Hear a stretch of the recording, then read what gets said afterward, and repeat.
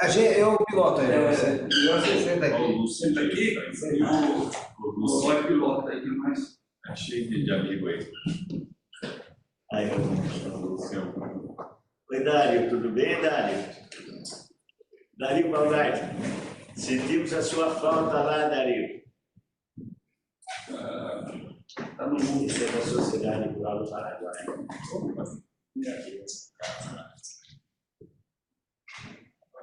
Bem, podemos começar, né? Eu acho que a gente já vai falando, Francisco. Bem, primeiro eu queria agradecer, viu, a presença do Dr. Charles Henrique com a gente, que veio a convite da Sociedade Rural, logicamente, tratar de um assunto muito pertinente nesse momento para nós. Ele tem uma visão, hoje ele tem uma sensibilidade muito grande a respeito do que está acontecendo dentro da Europa. Em uma conversa curta ali, ele acha que a gente tem que agir ao momento exato e tal. Mas, de qualquer forma, eu agradeço a presença de todos vocês aqui, viu? De todos vocês que estão também online. Sei que essa chuva atrapalhou e todo mundo viu, mas é bom que vocês estejam com a gente também, porque eu acho que vai ser uma discussão muito rica, né? Eu percebo que é de interesse não só brasileiro, como também da região. Na reunião da Farm foi dado isso, tanto que o Dario Bocard está aqui, ele é do Paraguai, da Sociedade lá do Paraguai, e todos vocês aí. Eu não vou nominar todo mundo que está aí, porque é bastante gente, mas de qualquer forma, olha, muito obrigado de vocês estarem junto com a gente. E eu transmito, passo para você, Francisco, para que você conduza a reunião junto com o Dr. Charles Henrique, para que a gente faça e aproveite bem esse tempo, esse espaço, e nós estamos nesse momento, né, muito interessados. Mais uma vez agradecer aqui ao meu amigo Marcos da C Café, que tem sido uma referência, né, hoje do que é a forma de agir. Hoje o café tem trabalhado também com esse tipo de problema, e a gente percebe que o C Café está fazendo um trabalho sensacional nessa questão de soluções de problemas, principalmente de problemas comerciais, e que pese a relação de amizade minha com a irmã, mas é nítido que é esse diferente. Eu conversei ontem também com o Dr. Rodrigo Bressani, que estaria com a gente hoje aqui, mas ele teve uma agenda, né, institucional de última hora em Brasília. Ele já foi, mas a casa está aberta também, no Mato Grosso também está fazendo. Felipe está com a gente aqui também, Felipe, a nossa parceira da área de celulose nossa. Eu acho que temos aqui é bem representativo o que a gente vai fazer. Vocês e tal. Mas olha, Francisco, está com você, Francisco, para você conduzir essa reunião aí. Obrigado, Sérgio. Obrigado, Sérgio. Eu queria agradecer mais uma vez a oportunidade aqui de estar aqui na Rural. A ideia, a gente tem acompanhado com muita atenção, né? Acho que diversas ações. Acho que a questão do desmatamento preocupa globalmente, né? E se tornou um dos pontos fundamentais da política comercial brasileira, né? Tivemos a oportunidade de receber a visita do Charles Henrique, que é um francês que tem atuado diretamente com esse tema na União Europeia, e que vai nos fazer uma apresentação. Mas até aproveitando, né, o Sérgio já agradeceu, o Dr. Rodrigo Bressani estaria conosco para dar um pouco da sua visão. Ele está lá no Mato Grosso e acompanha esse tema por outros vieses, né, do que nós temos normalmente aqui em São Paulo, inclusive das empresas agroindustriais. Lá no Mato Grosso a gente está vendo a discussão lá da moratória da soja, né, que está muito presente, que é também uma restrição comercial ao desmatamento. E acho que o Marcos Matos sem dúvida a grande cabeça aí que está lidando aí com essas questões do café. e que hoje está enfrentando a discussão das barreiras tarifárias, né, dos Estados Unidos, mas também acompanha esse tema da IPR.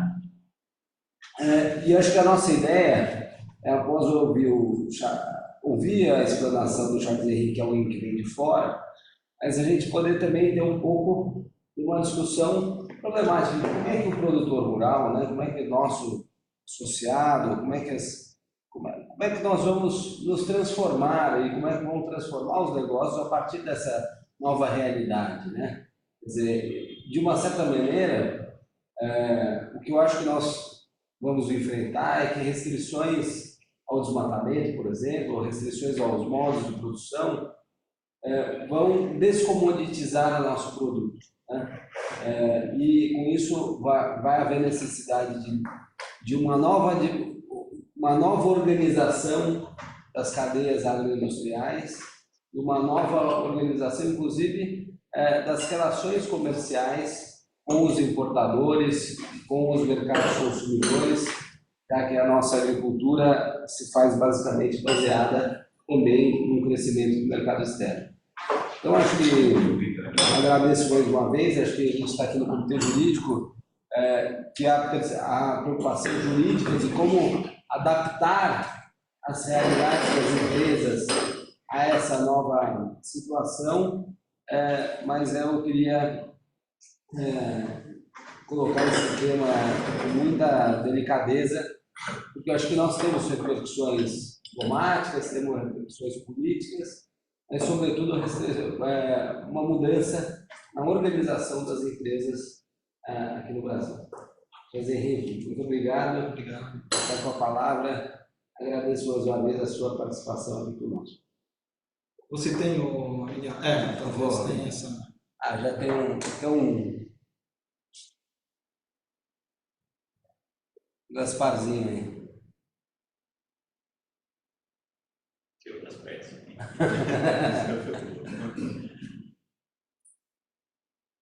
Enquanto isso, sabe, eu queria ir comentando. Esse é um assunto que tem nos preocupado muito aqui. Eu tenho conversado bastante com o Marcelo Junqueira a respeito do como agir, né, diante dessa situação. Já comentamos até, né, Charles, a respeito de a gente provocar nossa diplomacia quanto a isso. Eu tenho uma visão um pouco mais próxima, vamos dizer assim, dessa lei, porque nós trabalhamos na elaboração desse acordo bilateral de União Europeia e Mercosul, junto com a FARC. A FARC é uma organização, né, das federações representativas do produtor rural do Mercosul, e nós encontramos muitas dificuldades. Hoje, então a gente já vem trabalhando essa ideia. Quando surgiu essa possibilidade de te ouvir, Charles, nós comentamos com a iniciativa do Francisco, e também nós aqui achamos que era muito importante. Mas está aí, já está na... Eu que vou passar os slides ou como que é? Eu posso passar aqui. Pode passar. Ok, então, obrigado, presidente Sérgio, pelo convite. Uma grande honra ficar com vocês sobre um tema muito importante e realmente o momento de reagir para vocês, produtores brasileiros.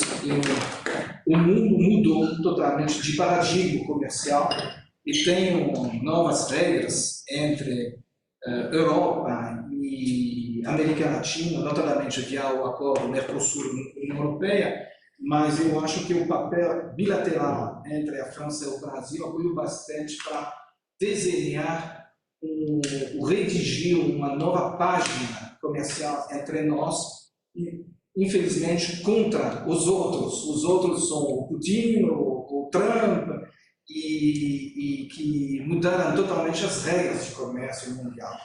Então, nesse sentido, o novo regulamento UDR tem impactos para os produtores rurais brasileiros indiretos, mas reais. E eu acho que tem mais um ano, vocês têm mais um ano para reagir, apoiar a administração europeia, que precisa de vocês para adaptar essas regras. A gente tem um momento de carência, tolerância, não sei o que, de oportunidade para realmente colocar os seus interesses ao lado dos interesses da União Europeia, que abre mão para os brasileiros. Então, eu vou 10 minutos de apresentação para realmente mostrar o que é o quadro atual, quais são as atualidades e como a União Europeia está reagindo até a semana passada sobre esse assunto. UIDR é uma nova regulamentação europeia que luta contra o desmatamento e degradação florestal. O que a gente tem que saber é que essa UIDR entrou em vigor em 2023, depois de um outro regulamento sobre madeira, de 2013, porque um regulamento de 2010 que entrou em vigor em 2013. Então, depois de uma década, tem uma mudança total de visão da União Europeia e dos objetivos da União Europeia para lutar com o desmatamento. Isso eu acho importante. Perdão. O objetivo principal aqui é um objetivo mundial. É mundial. Não é contra a Ásia, contra a América Latina, é mundial. E tem que ter na cabeça, na verdade, da União Europeia, esse Pacto Verde. Pacto Verde é um desafio para a União Europeia, que a União Europeia quer se tornar o primeiro continente na área do clima, primeiro continente neutro até 2050. Significa que todas essas regras vão se aplicar. Politicamente não vai mudar por causa do Pacto Verde e um compromisso escrito definitivo. Então, qual é a margem do jogo? É a datação. Mas o quadro está desenhado. Okay? Então, a gente tem que colocar essas regras dentro desse quadro, mas o quadro não vai mudar, não. Gostaria agora de justamente ver quais são as evoluções entre o regulamento madeira de 10 anos atrás, que continua a se aplicar só para a madeira, e os produtos derivados, para você, na área florestal, e o novo UIDR. Produtos afetados, madeira só, e hoje também mais amplo. Madeira, bovino, café, borracha, soja e todos os produtos derivados. É importante. Significa também papel, carvão, etc. Tem uma lista exaustiva da União Europeia. Ainda bem, porque normalmente a União Europeia está jogando na mesa princípios sem regras definitivas, mas lá tem lista de produtos, uma lista definitiva, exaustiva. Qual é proibido? É a madeira extraída, obviamente, legalmente. Hoje está incluído também, mas está bem mais amplo. São produtos extraídos legalmente, mas que contribuem para o desmatamento e a degradação das florestas. E que não abrangindo a uma declaração de diligência devida. A gente vai falar depois sobre isso. Então, abrange também uma extração de produtos feita de uma maneira legal, mas que contribuem ao desmatamento ou que não respeitam a regra da diligência devida. Mudou. Enfim, qual é o escopo? Isso é essencial. O escopo era, para a madeira, só importação, produtos exteriores da União Europeia para a União Europeia. Ok? Importação na União Europeia. Hoje mudou radicalmente de paradigma. Importação, obviamente, mas também exportações da União Europeia para o resto do mundo, que é para o Brasil. E eu tenho clientes brasileiros que têm filiais subsidiárias na Europa que vão importar produtos do Brasil para a Europa. Esse regulamento se aplica, mas também dentro do mercado europeu. Isso é novo. Você vai importar seu produto para a Alemanha e você vai vender seu produto para a França. entre Alemanha e França, dentro desses produtos que vão circular dentro da União Europeia, esse regulamento vai ser aplicado.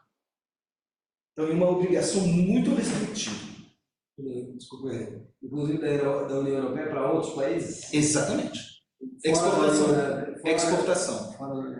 Fora da União Europeia. Muito restritivo. Então, tinha essa obrigação de diligência devida e hoje está reforçada, eu vou falar depois.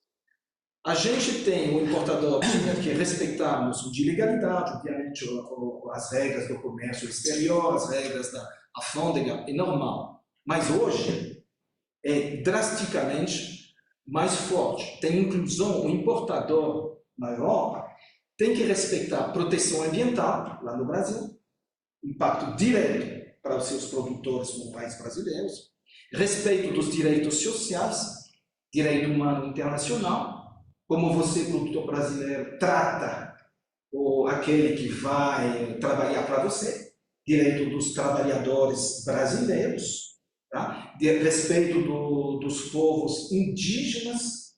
Então, isso entra dentro desse regulamento europeu, ok? E luta com a corrupção, que é, obviamente, um ponto essencial. Vou acabar com os atores com o regulamento Madeira, são importadoras. Hoje, vocês já perceberam que são importadores, mas também vendedores dentro da União Europeia, operadores, comerciantes. Significa que são todas essas empresas envolvidas na transformação dos produtos. Não só produtores. Eu tenho um cliente brasileiro que faz um produto para o papel, ok? Ele vai importar, vai exportar do Brasil para a União Europeia. E dentro da União Europeia, a filial dele vai transformar esse papel para um outro produto. Então, o regulamento vai se aplicar também. Obrigações para operadores comerciantes lá na União Europeia é diligência devida, conformidade do produto, vou falar depois, auditoria interna e publicação de relatórios. Sim, concretamente, o que vai acontecer? O importador na Europa vai levar o relatório para o sistema europeu, que ainda não funciona. Isso é um problema, e isso que a gente pode ajudar a Comissão Europeia para melhorar o sistema. E o importador europeu vai levar esse relatório a uma autoridade competente do país da importação. Essa autoridade vai analisar o relatório com os dados dos produtores brasileiros e levar ou permitir a entrega dos produtos brasileiros na Europa. Ok? Justamente, vai ter um recolhimento de informações. Isso é muito pesado. Isso tem um impacto para vocês direto.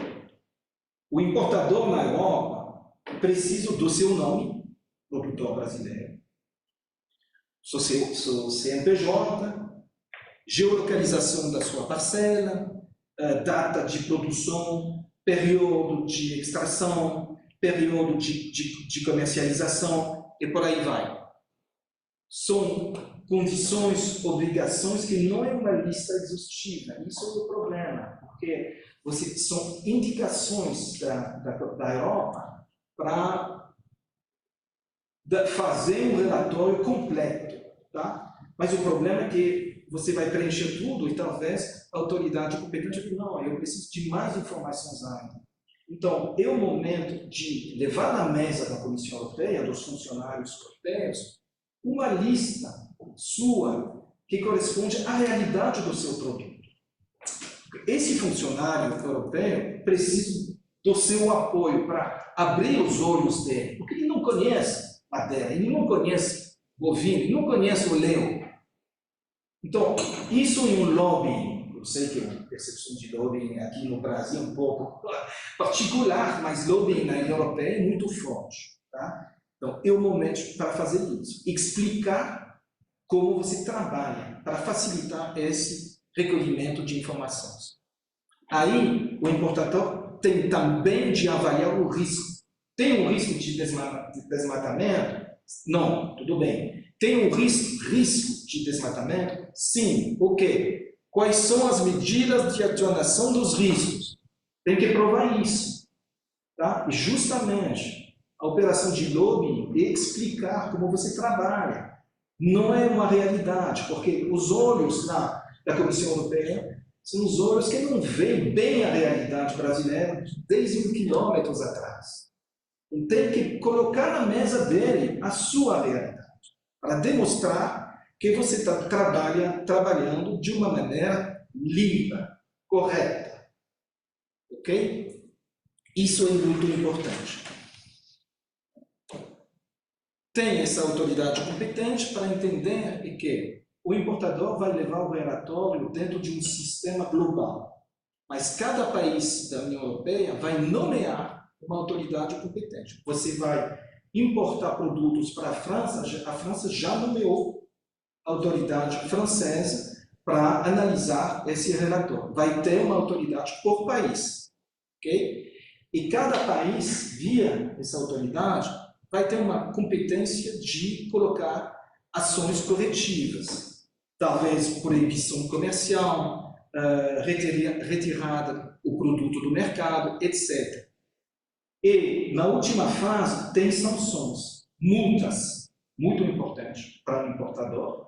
Por quê? Porque o importador vai importar produtos de produtor brasileiro que não respeita as regras. Então, o reflexo do importador vai trocar de produtor brasileiro. Isso tem que ter uma consciência forte aqui no Brasil, que produtores rurais vão ter um impacto muito forte no trabalho deles. Tem outras sanções, proibição de participar de licitações públicas, até proibição radical de importação.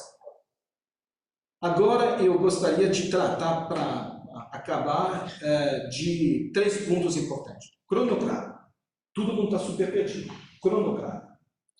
E o IDA entrou em vigor em junho de 2023. No início, aplicação dezembro de 2024.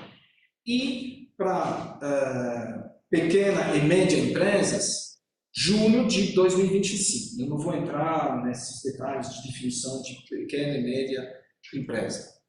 Mas em dezembro de 2024 foi votado um adiamento e hoje, e o IDA vai se aplicar em dezembro desse ano, próximo mês, e junho para 2026.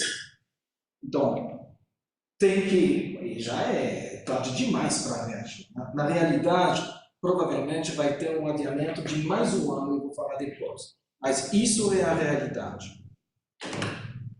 Grande diferença para nossos amigos do setor de madeira. Revocação do regulamento de madeira. Ok? O que está acontecendo é que para madeira e produtos derivados de madeira, tem uma exceção para você da área florestal. 2 condições cumulativas. Primeiro, para madeira extraído antes da entrada em vigor do RDE, antes de junho, extração antes de junho de 2023 e comercialização de madeira após de dezembro de 2025, 2 condições cumulativas. Você pode beneficiar do regulamento madeira para os 3 anos que vêm até 2028. Ok? Tem bastante produtores de madeira ou produtos derivados da área de madeira que não sabem isso, que pensam que radicalmente o IDA vai se aplicar, que não é o caso, tá? Mas tem 2 condições cumulativas. Mas isso é uma exceção muito importante. Trabalho feito pelo lobby, que funciona. Tá? Outro ponto, classificação dos países. A Comissão Europeia decidiu, em maio desse ano, de analisar todos os países e de fazer uma classificação oficial. Tem 3 graus: o risco baixo, o risco padrão e o risco elevado. O risco padrão é o risco do princípio, tá? E todos os países normalmente entram no risco padrão. Significa que o regulamento vai ser aplicado do jeito que é.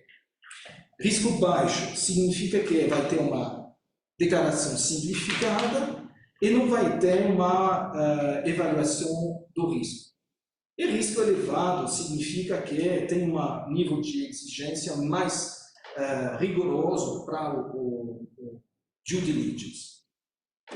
Trabalho hoje feito pela França com o Brasil é de colocar, todo mundo tinha medo de ver o Brasil lá no risco elevado, que normalmente deveria ter. Deveria ser. Mas a França e o Brasil trabalharão juntos num bromance entre o Lula e o Macron, mas além disso, uma nova relação muito forte para justamente permitir ao Brasil de ficar na categoria de standard risk, que é muito bom para o Brasil, na verdade. Foi uma surpresa boa, que não estava previsto desse jeito. Significa que o lobbying está funcionando. Tá? Acho que não havia uma discussão para separar o Brasil em regiões, como há, por exemplo, na questão da sanidade animal. Isso não aconteceu. Não. É complicado demais. Já foi um presente para o Brasil, de colocar o Brasil. Não, realmente, devia ter no risco elevado. E foi um bom trabalho do Brasil também, na União Europeia, e hoje é padrão, mas para o país inteiro, não para a região. Mas pelos critérios do bioma amazônico. Essa é a questão. Essa é a questão. Talvez o Sudeste deveria ser risco baixo. O problema é isso. Coloca-se a Amazônia como tudo. Mas é o problema de um país continente. A sua força e talvez a sua fraqueza. Bom, duas últimas atualidades. Atualidade do mês passado. Proposta da Comissão Europeia de adiar a entrada em vigor do regulamento para 1 ano. Normalmente você sabe que daqui a 1 mês o regulamento vai entrar em vigor. Não. Isso é uma proposta. Então tem que ser validada pelo Conselho da União Europeia e votada pelo Parlamento. Vai ser. Por quê? Porque o problema europeu, o sistema atual não funciona. Não funciona. É complicado demais esse sistema dentro do qual você vai levar o seu relatório, vai levar o relatório da due diligence. Então, isso normalmente vai acontecer. Segunda atualidade da semana passada, pode é uma proposta para, primeira proposta que não concerne, não abrange vocês, que é supressão da obrigação para o downstream operator, que são operadores de segunda linha, eu vou passar. Declaração mais simplificada para pequenas empresas em países de baixo risco, o Brasil não é. Mas isso é importante, aplicação mantida até dezembro desse ano para grandes empresas.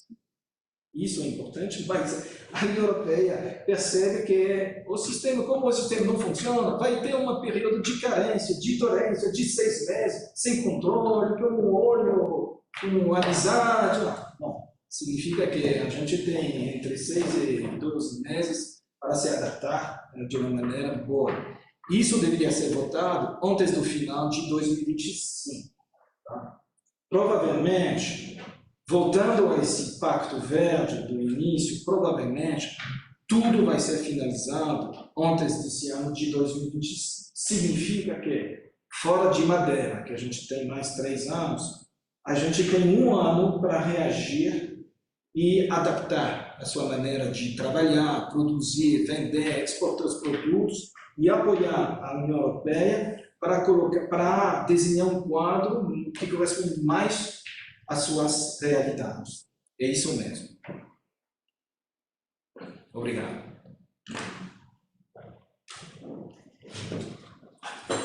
Podemos. Sabe que posso, Francisco, conversar então aqui, sabe? Eu tenho uma. Vamos ver o Marcos. Não, desculpa. Mas que vontade de consideração. Porque isso aí, na verdade, tem muito a ver, sabe, Marcos, com essa questão. Basicamente isso. Nós trabalhamos aqui, a gente vem trabalhando via,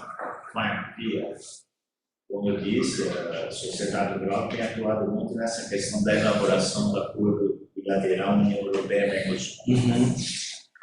Nós contestamos veementemente a aplicação dessa lei aqui.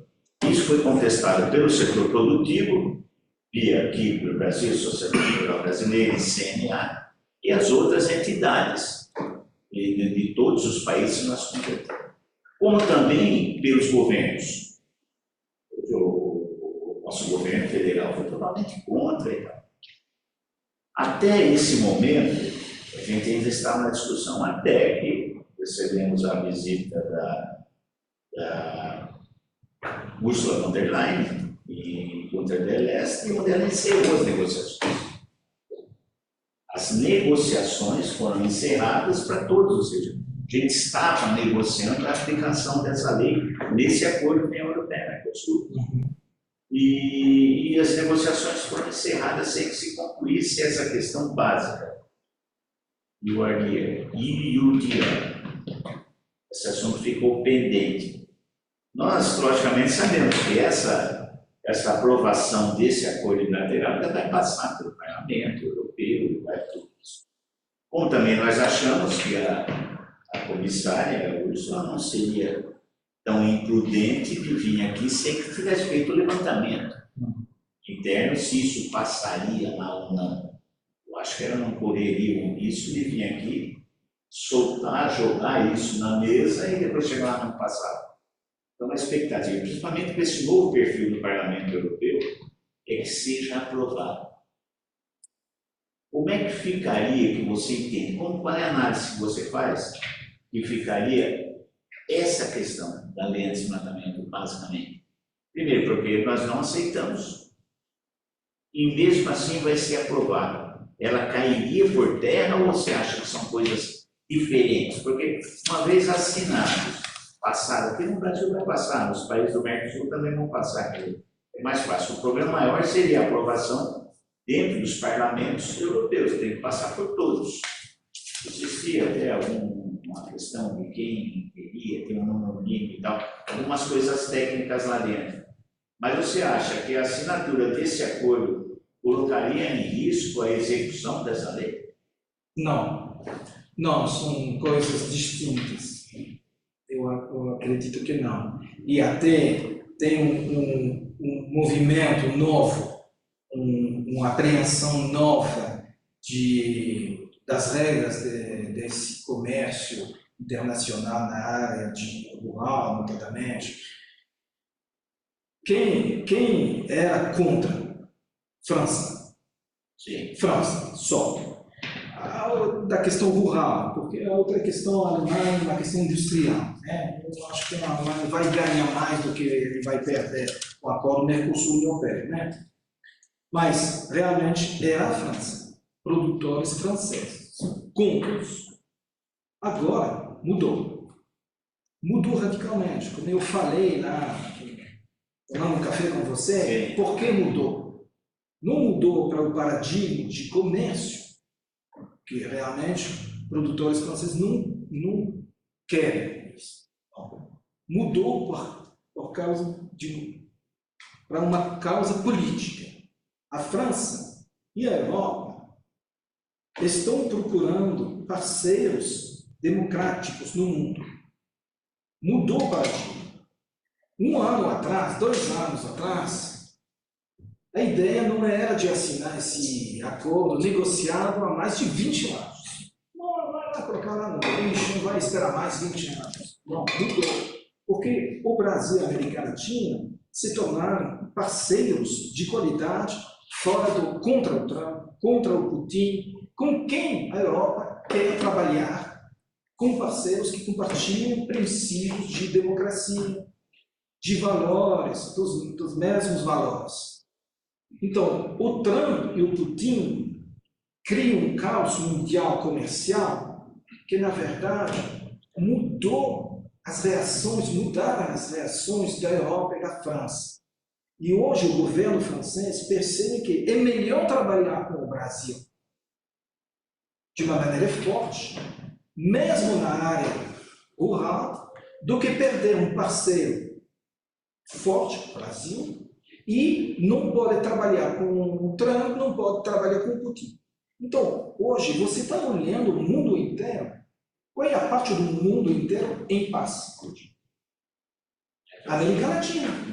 E para investidores, como eu te falei, Sérgio, eu falei ontem com a ministra a amiga minha, a ministra francesa, cuidando dos parceiros internacionais. Hoje o desafio é achar um parceiro que compartilha esses seus valores da democracia, que não é o paradigma comercial. Mudou totalmente.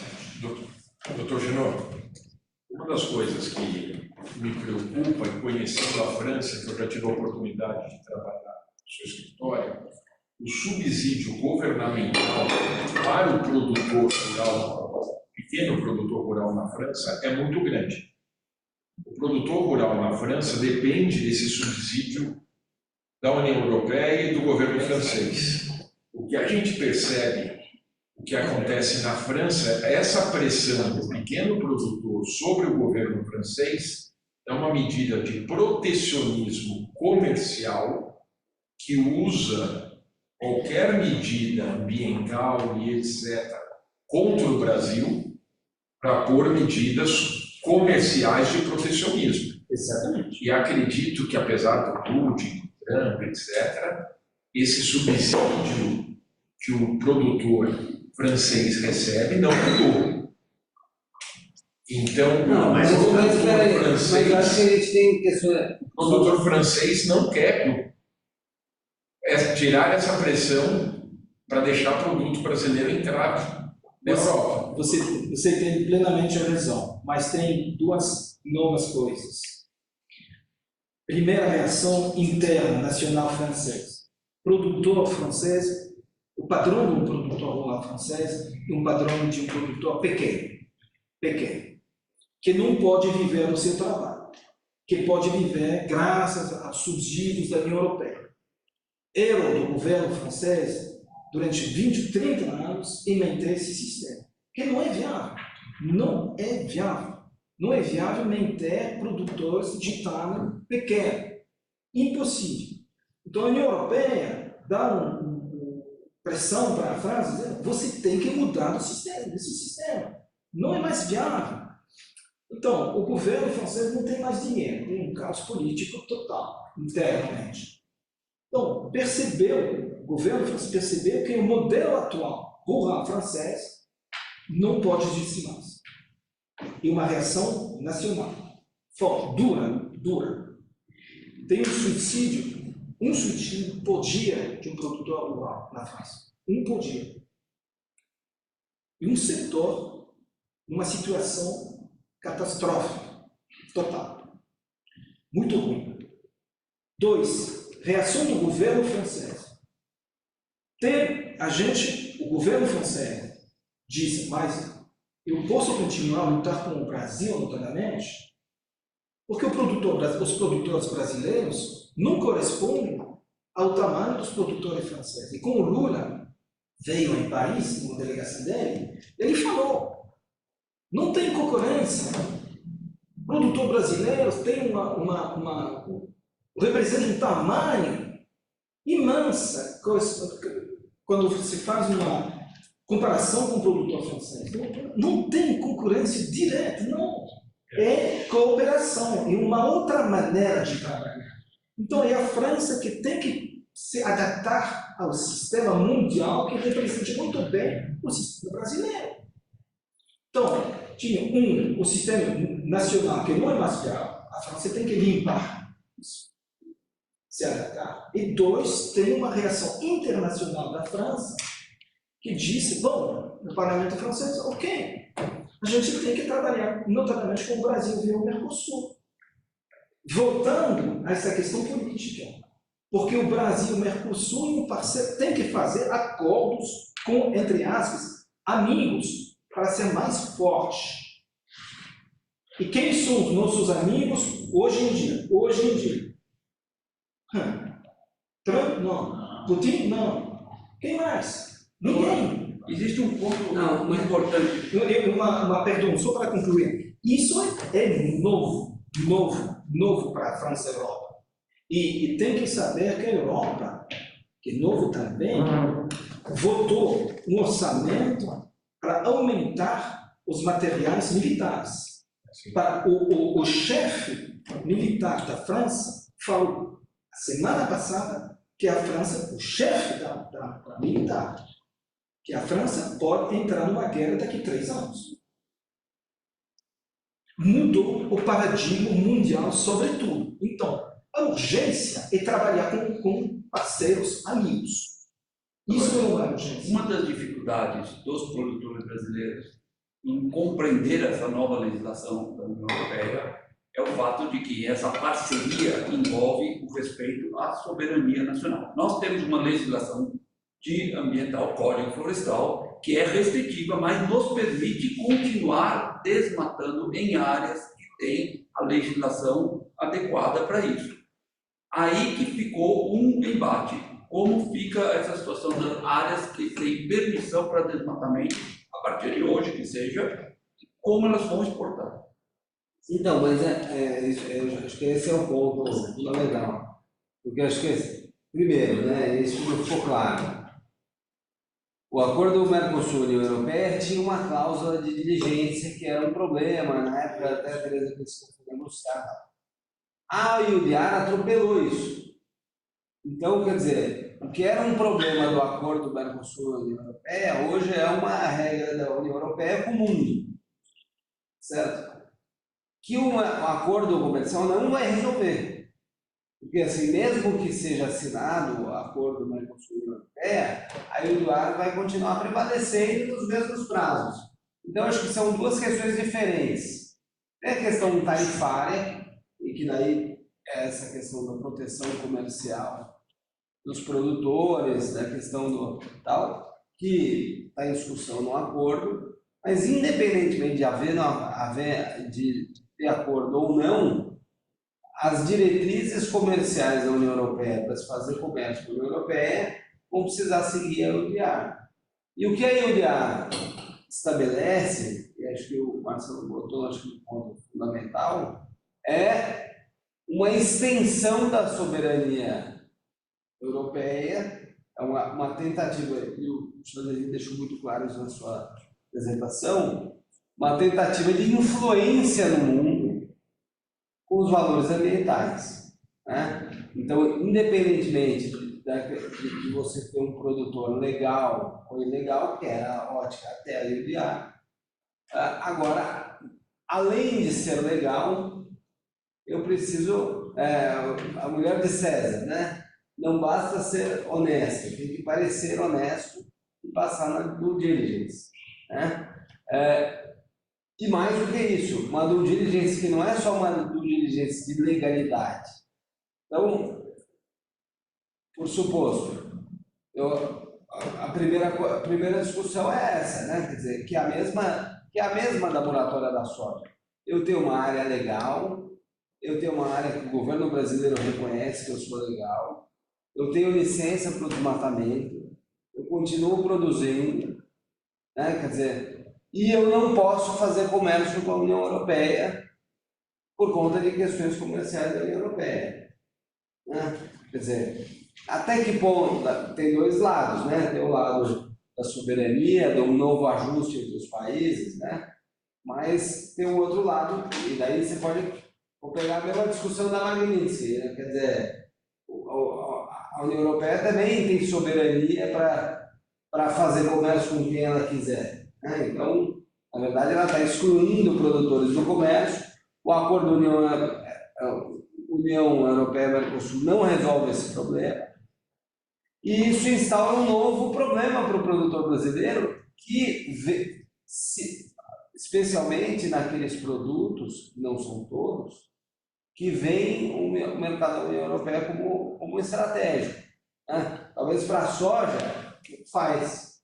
Na verdade, e até muitos produtores disseram assim, isso aí vai ser um produto, a União Europeia vai ser um mercado de nicho para a União Europeia, irrelevante em volume, não vai ser um problema da cadeia da soja, vai ser eventualmente um plus de alguns produtores. Na carne a gente já tem esse problema sanitário, né? Quer dizer, a exigência da rastreabilidade implica que muitos produtores não estão habilitados para exportar para a União Europeia e isso talvez tenha mudado pouco a dinâmica do mercado interno. Né? Agora, para alguns produtos, né, eu acho que para o café, para o suco de laranja e tal, em que a União Europeia não é só consumidora, mas é processadora dos produtos brasileiros, né? Acho que por isso a questão da exportação é muito importante. Você pega suco, se eu não me engano, países europeus são grandes exportadores de produtos brasileiros, de suco de laranja, de café, etc., exatamente por essa triangulação comercial. Se eu fosse alemão lá de Rotterdam, eu ia falar, olha, eu também sou contra, porque eu vou perder. Hoje eu tenho uma participação no mercado e talvez o produtor vai ter que desviar o suco de laranja, em vez de fazer comércio por Rotterdam, vai ter que fazer por Dubai. Acho que essa é uma discussão que pode acontecer. Né? Agora, para nós muda muito a maneira de pensar o mercado comum europeu como uma viabilidade comercial. Tem uma coisa, Francisco, logicamente, a gente percebe, por trás de tudo isso aí tem interesse comercial. Primeiro porque a União Europeia começou com esse regramento global dela a partir do Green Deal europeu, que saiu lá atrás. Na verdade, são várias tentativas com finalidades comerciais que ela começou com eu discordo, sabia? Eu acho que é menos eu acho que é mais político do que comercial, mais geopolítico. O que aconteceu é o seguinte: a União Europeia perdeu relevância no mundo do ponto de vista comercial. Mas ela é a grande formadora de opinião. Exatamente. Então ela falou assim: eu preciso exercer o poder onde eu ainda tenho. Tanto que para nós hoje é muito mais importante as nossas relações comerciais com a Ásia do que com a Europa. Exatamente. Então, assim, o poder ele é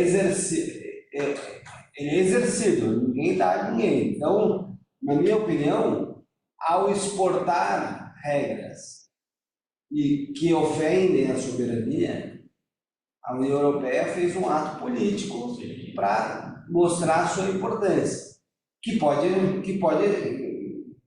não dar certo, né? Aliás, pode levar a União Europeia a bancarrota total. O Trump está dando uma sobrevida para a União Europeia, né? Eu já acho que ele está pisando no pescoço. Mas pelo que eu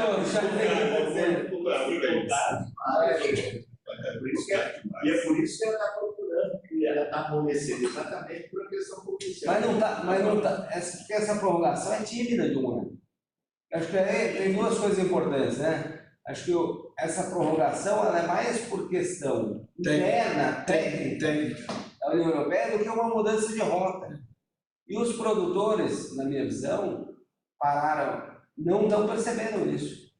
Pelo contrário, estão entendendo que é uma mudança de rota, não é? Pelo menos não tem proposta disso. E que o acordo Mercosul-União Europeia também é uma mudança de rota, também não é.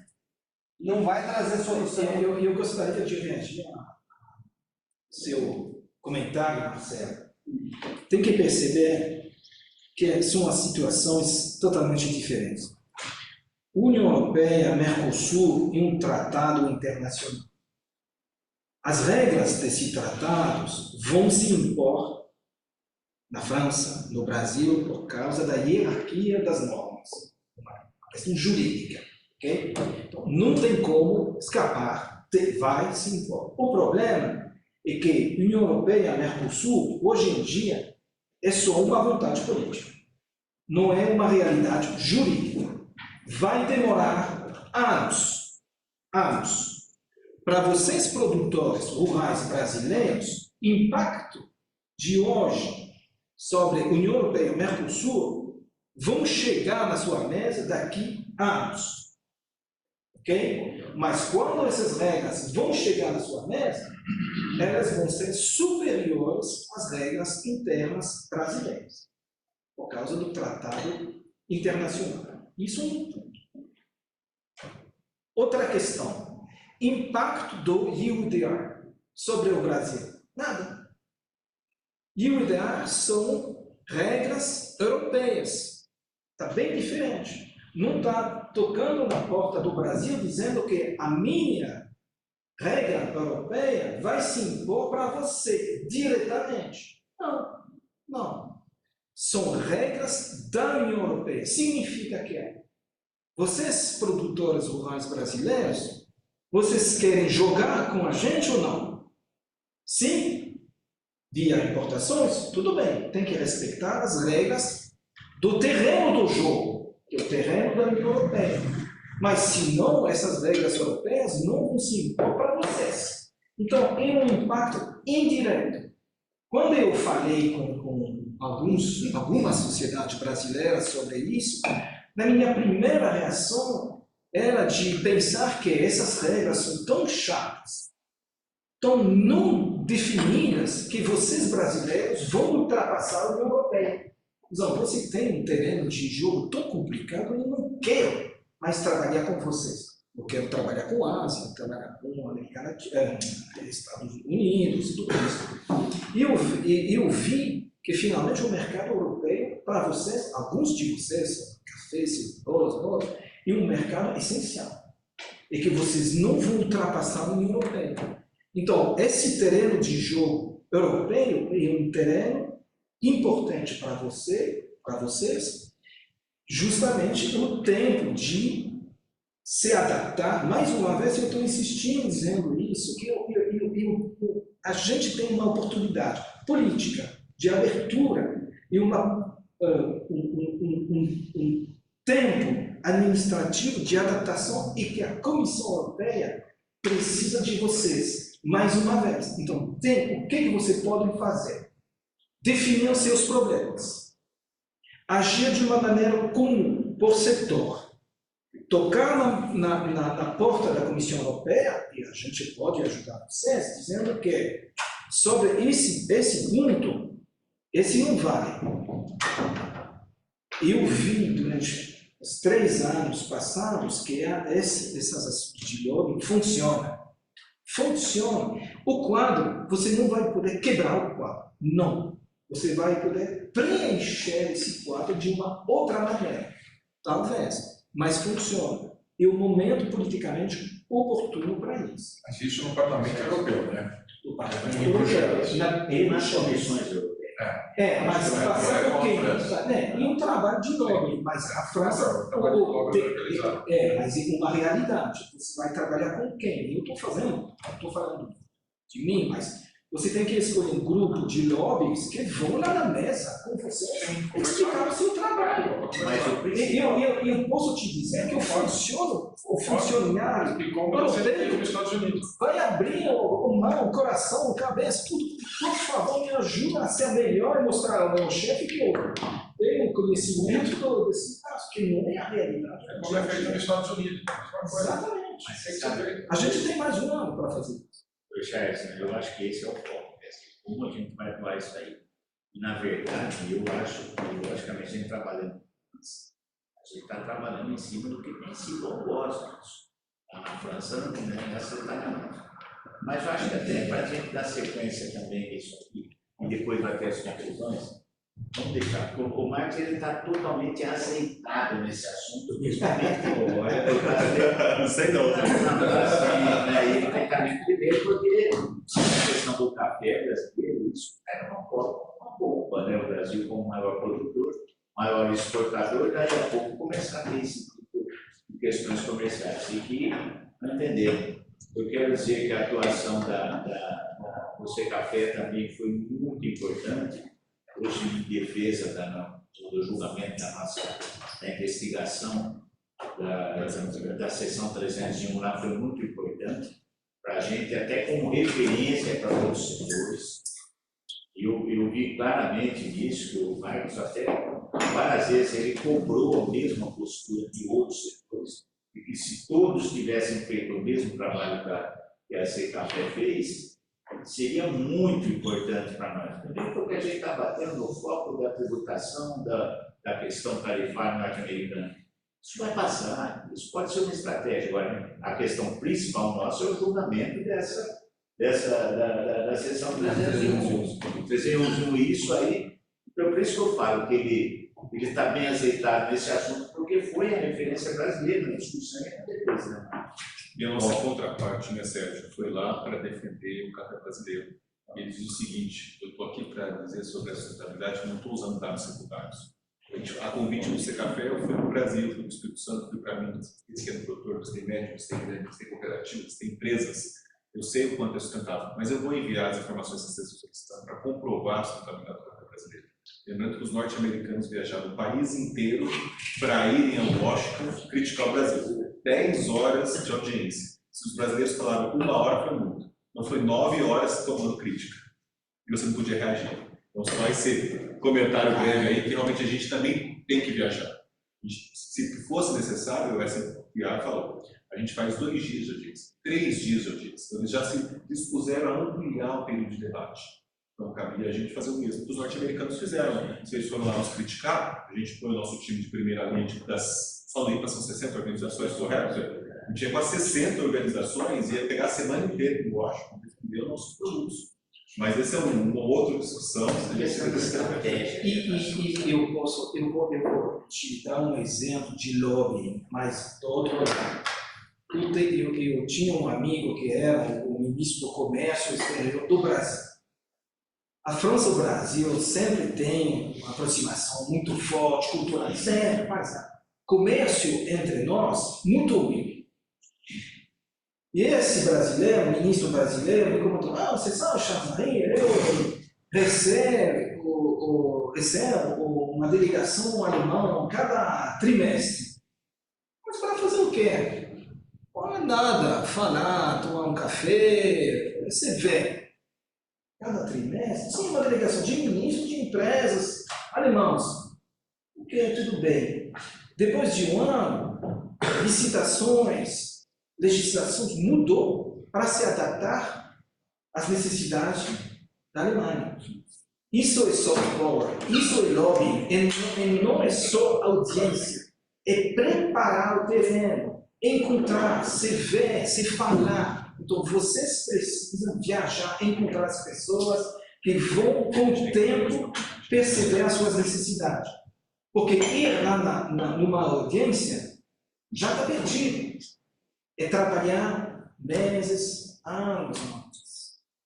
Olha, Charles, no caso do café brasileiro, acho que não tem um país europeu que a gente não tenha feito promoção de imagem, e a nossa promoção de imagem não é falar sozinho, é colocar o nosso importador para nos defender, é dar o espaço para que ele conte as histórias dele e a gente conte as histórias juntos e fortaleça os laços. A gente fez agora na Itália, na FAO, e o Comitato Italiano, que seria uma grande associação das indústrias industriais italianas. E ali descobri que a Lavazza, uma das maiores do mundo, o bisavô viajou para o Brasil e teve a ideia de montar uma indústria torrefadora. O bisavô, depois de visitar o Brasil, viu o café brasileiro.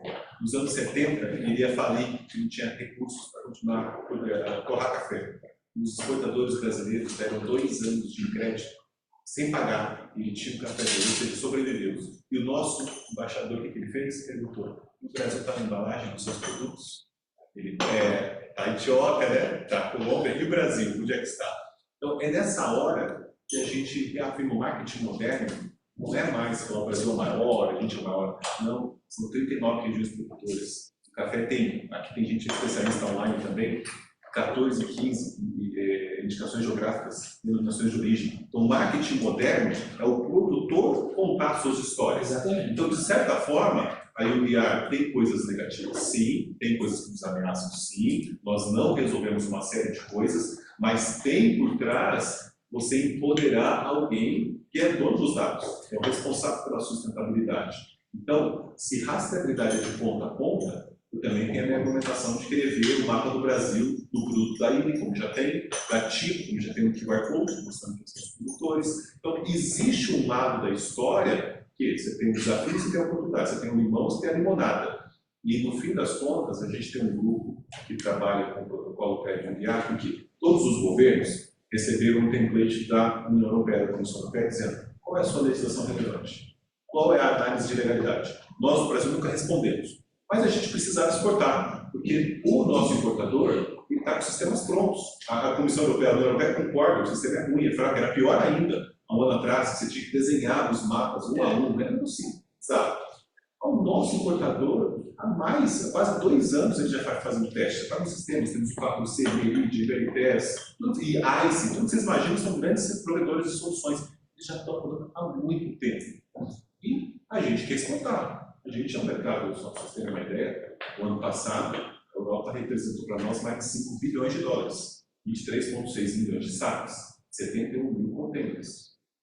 A gente pensou o seguinte, pô, em 2023 vamos fazer uma plataforma com a nossa soberania, com os nossos dados oficiais, sempre tem que ser dado oficial, sempre, ECAR, lista de embargo urbana, chamamos as outras entidades, e o MR fez até umas organizações, das reuniões, né, a Sociedade Rural participou, mas a gente deu continuidade a essas reuniões, porque quem exporta está sentindo na pele tanto o desafio quanto a oportunidade. A gente criou um protocolo prévio enviado. Pegou lá PRODES, né, criou um desmatamento, consideração do CAR, do plot of land, né, porque a gente também tem plot of land, a gente não tem só já o desmatamento. E que a lei pede, aqui é importante, eu isso. A lei onde o produto é produzido. Então, eu não estou falando de reserva legal, não estou falando de APP, não estou falando de CAR, eu estou falando de plot of land. Se o café não foi desmatado, não é fruto de desmatamento pós-dezembro de 2020, eu posso ter feito uma irrigação, feito uma lagoa, um lago para reservação de água, isso não interessa para o desmatamento. Aquele café que eu estou mandando para a União Europeia, ele vem de uma área que é a floresta antes de 2020? Essa que é a pergunta. Então, eu não mando o CAR para análise de desmatamento, eu mando o GEL do plot of land. E diferente. O CAR me dá, e o CAR é muito importante, ele me dá a legalidade. O produtor segue suas leis nacionais. Então, o CARBIPAN, o ICMBio, o Está Sujo que trabalha na luz escravo, a sobreposição com a área indígena de conservação, né? São esses pontos que a gente faz uma análise da legalidade. Aí, junto à nossa plataforma, que tem 57 membros hoje, cooperativas e empresas, 99% das explorações estão lá dentro, 260 mil cafeicultores explorados, é gente pra caramba. 71 mil contêineres, a gente já fez esse estudo. Cada container tem 150, pelo menos 150 produtores por container. Olha a quantidade de informação que vai. E o nosso importador, o que ele fala? Poxa, ainda bem que tem Brasil. Né? Ainda bem que eu tenho que me preocupar com as outras commodities dos outros países. A nossa rastreabilidade não é uma certificadora que veio para colocar um carimbo. Você tem nota fiscal eletrônica, né? O produtor atualiza seus bancos de dados, porque ele precisa do crédito rural oficial. Você tem uma economia formal acontecendo. A economia do produtor é uma economia formal. Então, todos que pagam seus impostos estão conectados. Esse é o agro do bem, né? É o agro sério, é o agro. A gente consegue, obviamente, prover as informações, nunca competir. A gente está dizendo o seguinte: o que diz a INDIAC? Nós somos responsáveis pelo artigo 9, compartilhamento de informações oficiais. Isso que diz o artigo 9. O que o nosso importador é responsável? A fiscal da lei. Tem uma multa nas costas dele de 4% de faturamento. E ele fala assim: eu preciso de alguém forte, alguém que me dê subsídios, alguém que me dê segurança nas exportações. Por isso que, no fechamento do ano passado, que a gente fez teste pra caramba, a gente aumentou as vendas da União Europeia em 42,9%. Todos os outros produtos eu conversei com cada um. Ninguém reduziu. Ou aumentou ou se manteve. Então não teve assim, porque todos estão testando, uma Dreyfus, todos, da soja, das carnes, todos estão em termos testes. Ninguém pode, a partir da virada de chave, tem que começar. Obviamente você já faz isso muito antes. E a gente viu nesse período todo, desde o começo das discussões, você precisava direcionar. O setor privado não está feliz pelo diário. Nós somos para a OMC. A OMC não é grande, mas a diretora-geral é amiga de verdade do underline. Ela pega o telefone e liga, diz: olha, está o CEO da Nespresso, Nestlé, está a Lavazza, a Lili, está a Purini, os grandes do café global foram para a OMC, 2 países, o nome do Brasil, eu e o Herman da FMC. Sentamos com ela, disse, olha, liga para ela agora. E foi naquela época de vai ou não vai postergar. Então, o setor privado não está feliz. A industrial, o trade não está feliz. Mas foi aquele movimento que o Francisco mencionou. O setor privado montou o parlamento, como a gente faz aqui via Frente Parlamentar Agropecuária, com nossas representações, fazendo monitoramento. A gente deixou o movimento verde, eles, né, a sociedade, deixou o movimento verde ocupar o parlamento. E que voltou para um movimento mais ligado ao setor privado hoje. O perfil mudou muito do parlamento de uma eleição para outra. Porque o industrial, o trade percebeu, nós precisamos sair a campo. A gente precisa ter os nossos influencers, a gente precisa dizer para as pessoas, a gente precisa ter os nossos representantes, alguém que conheça e tenha responsabilidades com quem gera emprego e renda. Então foi isso que aconteceu. Aqui a nossa negociação começou em 2023, quando a Comissão Europeia disse, olha, a NASA Europeia, a EUSP, vai trazer as especificações técnicas. Então a gente foi para a praia.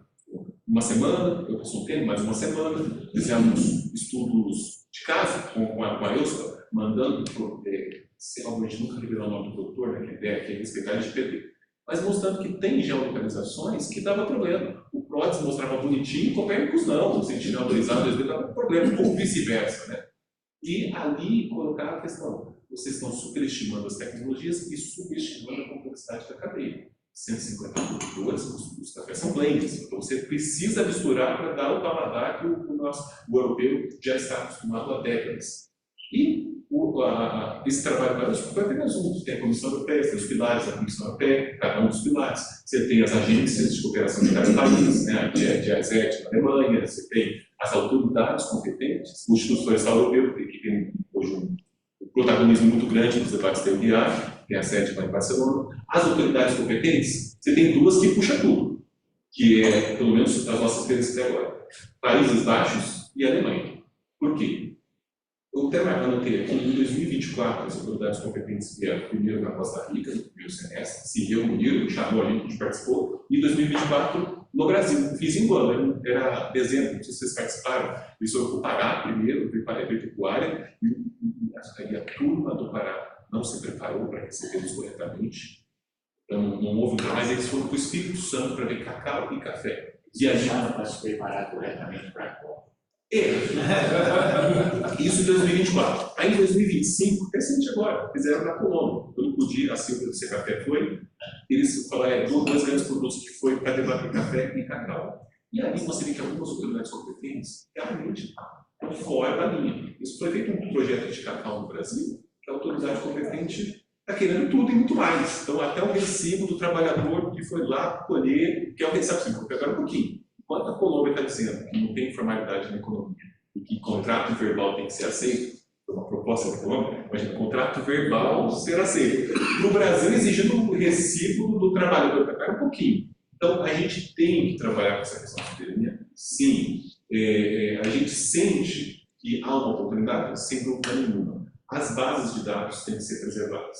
As nossas bases de banco de dados públicos, oficiais, e a nossa função é gerar evidências inclusivas, verificáveis e auditáveis e conclusivas, que é respeitar o artigo 9. E todo o que vem depois, nunca concorrendo, mas complementando e integrando com o sistema do computador, ele é responsável. Tem algum problema? E a gente tem lá o artigo da lei que é risco negligenciável. E a própria autoridade competente diz, se aparece um problema, não é tal, não é 4% do faturamento, existe um risco negligenciável. Tem as ações de mitigação de risco para que não aconteça novamente, né? As outras etapas, a due diligence, são várias etapas. Então a própria autoridade competente fala, se 3%, que é o risco padrão, 3% de checagem, eu posso usar um do café, um da soja, 1% do café. Então não é necessariamente tudo, toda hora, eles não têm estrutura para isso. Então, são modelos que estão sendo ainda construídos, de como vai ser a checagem, como vai ser feito, quem vai fazer. Posto, né, toda essa realidade que a gente tem, a gente tem percebido uma possibilidade de uma barganha. Por que essa barganha?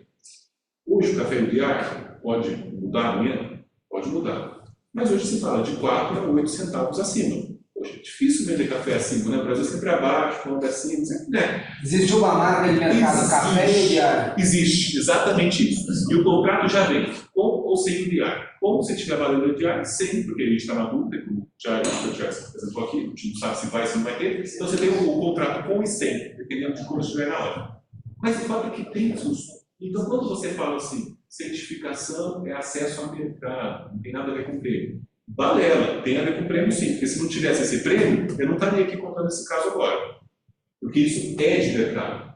Eles pagam isso e tem custos na cadeia. E olha que interessante, a gente publica mensalmente os nossos relatórios de exportação, com base no certificado de origem da OMC, com base no documento de embarque. Então, se tem uma estatística no café que é aceita globalmente, é a exportação do Brasil. Tem que bater nas vírgulas. O PIOV-LEND, o documento de embarque, tem todo esse regramento para você ter dado de exportação.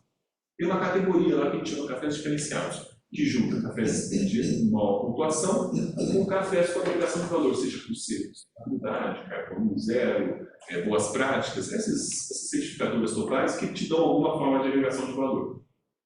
2023 representava 17% era a média, que a gente tinha, 17% em valor. 2024, fechando o ano com UDR testes, 30%. Então, houve um aumento em volume maior para a União Europeia e agregação de valor. E o que isso representa para o produtor? O repasse de preço fora exploração ao produtor, a gente calcula 20 anos, ou mais de 20 anos. Naquele ano específico, e esse ano também, juntando os 2 anos, o arábica e o conilon passa de 90%. O conilon chega a quase 94%. O arábica deve estar próximo a 92%. Então, se a gente vende mais caro, a gente paga mais caro ao produtor. É uma lógica direta, né? Quanto você vende, quanto o produtor recebe. Tem país que se inicia de 40% a 65%. A gente nunca passou muito de 65% no país. É difícil de calcular por falta de transparência. Mas quando você tenta calcular, você tem país que é 40%. E a gente é 92%, 93%, 94%. Então, coloca o Brasil numa situação diferente de realidade.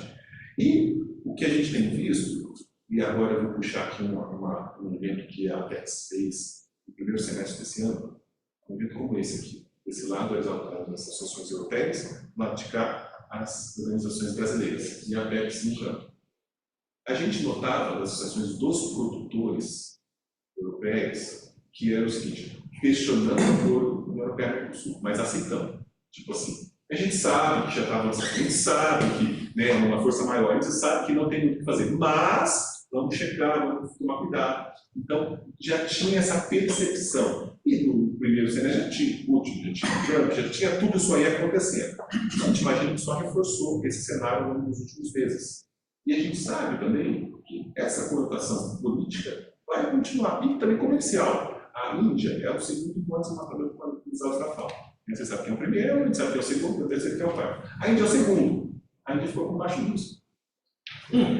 Eles querem fazer o leopoldo europeu. Vendo como o lobby está funcionando? Imagina isso. Para nós, a última reunião que nós tivemos com o Leonardo Nitz, o próximo da Underline é a política, né? Você tem os executivos. Ele disse o seguinte: eu fiz uma brincadeira dizendo, né, que a gente estava com esse case pronto, entregamos o case para ele, eu brinquei assim, olha, para certos países produtores de café, nós estamos 20 anos à frente de tudo que a gente tem. Ele falou assim: vocês estão 100 anos à frente. Então, é um europeu, por exemplo. E a equipe dele fez uma gracinha que eu não gostei muito, não. Mas ele sentiu que o café é uma commodity simpática. Então, quer dizer que outras commodities são não simpáticas, porque eles não produzem e eles agregam um valor enorme. Só fazendo um paralelo aqui com os Estados Unidos, tem um vaso. A National Coffee Association fez um estudo lá nos Estados Unidos, olha, cada $1 que eles importam café, eles agregam 43 em economia. E depois, para as autoridades brasileiras, 1 vira 43. Na Europa deve ser igual. Porque não deve ser diferente. Às vezes até mais. É empresa pra caramba, o mundo inteiro café brasileiro. Então a gente sempre vai ser queridinho. E eles falaram do Jaru como algodão brasileiro, junto com o café, as grandes referências de rastreabilidade. O algodão não está vendendo. Mas ele citando que se algodão e café conseguem, mostra que é possível que seja feito. É possível. E, dependendo de como a gente se comportar nas mesas de negociação, não ficar ausente nas mesas de negociação, e ter um governo que também saiba fazer a devida defesa dos produtores, a gente pode se transformar no limão, numa limonada, no caipirinha e no mousse de limão. Isso está muito claro. No fim do dia, para a gente, aqui parece que está tudo certo. Na prática, não é assim. Eu estava conversando com o Charles, que a gente tem um falsos alertas de desmatamento. Nós temos que contratar uma organização internacional em comum acordo com o nosso importador. Já são 8 mil pontos que eles analisam, 8 mil probleminhas, que na maior parte das vezes a gente está certo, mas pode acontecer que a gente está errado. O PRODES diz uma coisa, o Copérnicos diz outra. Quem que vai arbitrar? E o nosso interesse, já falamos isso na sociedade rural brasileira, é que a Embrapa faça isso. Então, cada vez mais você joga o poder em cima da ciência, o chancela da agricultura, do governamental, tira do peso, o risco do fluxo do comércio, tira o peso das nossas costas, do setor privado, e joga para cima, com os governos que se entendam aí, se o PRODES é melhor que o Sentinel 2A, 2B. Eu não tenho interesse nessa discussão.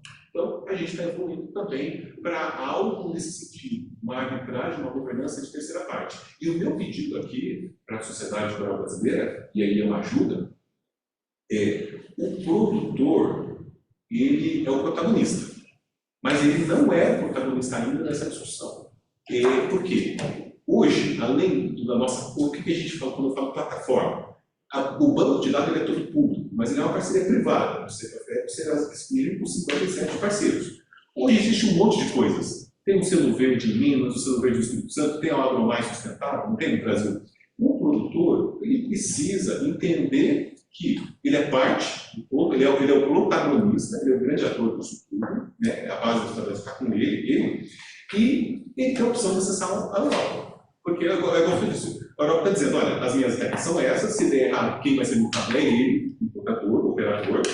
Você quer acessar ou não? Tá? Porque cada vez exporta para 120 países, 150 nos últimos 5 anos. Então, o produtor, ele pode olhar o seguinte, bom, já tem tanta informação sobre mim, deixa eu checar, como é que eu estou? Como é que está o meu carro? Está belezinha? Como é que está o meu polígono? Faz sentido? Compara lá com o Cisgel e Gel, né? Tá beleza? Né? Tem alerta na prova sobre a propriedade, porque muitas vezes é falso. Alerta. E a gente pode corrigir isso. Pode corrigir isso, muito fácil, né? Então, o produtor, ele é o protagonista, ele está fazendo um trabalho de comunicação, né? De envolver a base, realmente dizer, olha, agora você que é o protagonista, não é mais o marketing do Ron Valdez, que é um personagem fictício. Não existe esse personagem. Mas é muito também uma política de comercial das empresas, né? Porque normalmente o que acontece? A empresa exige os documentos, ela faz a due diligence, ela agrega valor no seu produto e não te paga nada. É um risco. O doutor Bresser conseguiu entrar online. Agradeço, Rodrigo, pela sua disponibilidade. Sabemos aí que aconteceu um imprevisto que você não puder, infelizmente, estar conosco.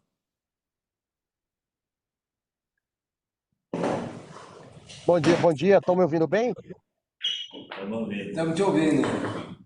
Bom dia, quero agradecer, parabenizar aí o presidente, o amigo Chico, pelo convite, por esse debate que é muito importante para o setor, né? E com certeza nós aqui na Ponta seremos todos, e já estamos sendo impactados por isso.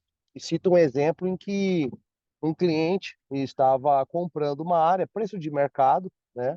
E comemorando, assim, para mim, que estava comprando uma área e que havia grande parte com possibilidades de abertura ainda, áreas a serem objeto de processo de autorização de supressão, né? Desmatamento, e dentro da legalidade, né? Respeitando os índices da legislação brasileira. E aí ele me contratou para fazer o levantamento da segurança jurídica com relação à aquisição daquela propriedade. E naquela oportunidade não havia nenhum passivo ambiental, o processo correu todo normalmente, levantamento em loco, documentação tudo ok, mas, né, ao final do meu parecer, pela compra da área, coloquei que havia uma possibilidade dele, ao adquirir aquela área, que aberta essas áreas, elas poderiam não ser objeto de transações comerciais futuras com alguns países, por conta justamente da lei de desmatamento, UDR, exigência com relação à infringência de um novo marco temporal, com relação a áreas objeto de desmatamento, que não o Código Florestal instituiu nesse novo marco. Então, vejam que isso traz um impacto, sim, hoje indireto, e reflexo com relação, inclusive, a valores, a transações imobiliárias dessas propriedades. E o que eu tenho para colocar aqui, que eu acho que não pode acontecer, é a infringência à soberania da nossa nação, mas entender, e aí é um pouco que o meu professor colocou aí, o Marco, um grande amigo do Secafé, é que eu entendo que a gente precisa investir em políticas públicas de fazer um projeto de inclusão, para trazer o produtor para a legalidade, para a regularização, né? E a gente aceitar, eu acho que aceitar é o que o mercado impõe. A partir do momento que o mercado impõe para fazer uma relação ou pagar um bônus, que o nosso sistema seja confiável, que há um programa de rastreabilidade direta, indireta, 100% certificado de ponta a ponta, uma exigência, uma imposição de mercado por uma relação comercial a partir de certificações, de programas de sistema de rastreabilidade, ok. Não uma imposição a uma infringência à nossa legislação que possui um marco temporal quanto à abertura ou não de novas áreas. Acho que isso que a gente não pode aceitar. Aceitar e sentar na mesa, o seu programa de rastreabilidade não é confiável. Peraí, por quê? Vamos sentar na mesa, vamos chegar no meio tempo e procurar entender onde que a gente pode melhorar. Isso, beleza, ok. Isso o mercado pode impor, os países podem exigir para fazer uma relação comercial. Agora, nós não podemos aceitar um novo marco com relação à abertura ou não de novas áreas aqui no Brasil. Então, eu queria rapidamente dar essa contribuição, eu vou entrar aqui numa reunião, cheguei aqui em Brasília, agradecer e parabenizar aí pelo encontro e reforçar um convite ao presidente Sérgio, que deixei em mãos aí ontem o convite para ele, que não pôde ficar hoje para a reunião aí em São Paulo por conta de um compromisso aqui em Brasília, e desejo uma boa reunião para vocês aí até o final. Um abraço, obrigado mais uma vez. Francisco, passou. Viu, Rodrigo, eu primeiramente, Rodrigo, queria agradecer a visita sua aqui. E eu e o Rodrigo, a gente tem feito assim, nem o sol e a lua. Eu chego, ele sai, eu chego. Dá a impressão de que a nossa amizade não é tão consistente como de fato ela é, né, Rodrigo? Mas eu, com certeza, em Cuiabá vai dar tempo da gente conversar. Com certeza estaremos lá. Eu agradeço mais uma vez o convite, sabe? Bom, ou sim, claro. Eu não queria esquecer, Sérgio, o risco Paris foi motivo de várias reuniões com todos os pilares da Comissão Europeia. O que eles indicaram para a gente é que, dada a falta de estrutura, a falta de pessoas, a falta de compreensão, os primeiros anos da lei ele é focado em cima do risco país. Mas o risco regionalizado, os próprios dados vão ser gerados e a tendência é separar para o café brasileiro, que já tomou 99,1% atende todo o marco legal que o Embrapa já fez, todos os estudos já foram feitos. Então, a tendência é que, com o tempo, o risco vai ser sim regionalizado, mas nesse primeiro momento não tem nem como abraçar esse evento. Eu acho que só para concluir, mais ou menos, eu vi que o Marcos comentou algumas coisas que têm extrema importância. Primeira coisa, quando ele divide a responsabilidade do problema como importância. Isso, eu acho que o principal poder de convencimento nós temos do governador.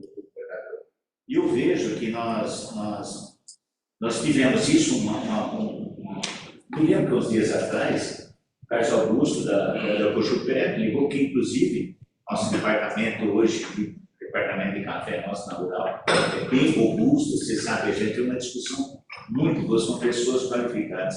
Ele estava com aquele problema, daquela denúncia que estaria se tramitando dentro dos Estados Unidos, ainda de forma administrativa, que o café da Cochupé teria trabalho escravo, teria análogo à escravidão. Na verdade, você tem uma ideia, a Cochupé ela tem 20 mil associados, tinha 4 problemas de denúncia e ainda era com relação à questão de chafrista. E já tinham sido escolhidos a cooperativa, já fazia parte da cooperativa. Da cooperativa mais. Então, o que fez? Os funcionários de controle. Você vê como é que acontece isso aí, Francisco.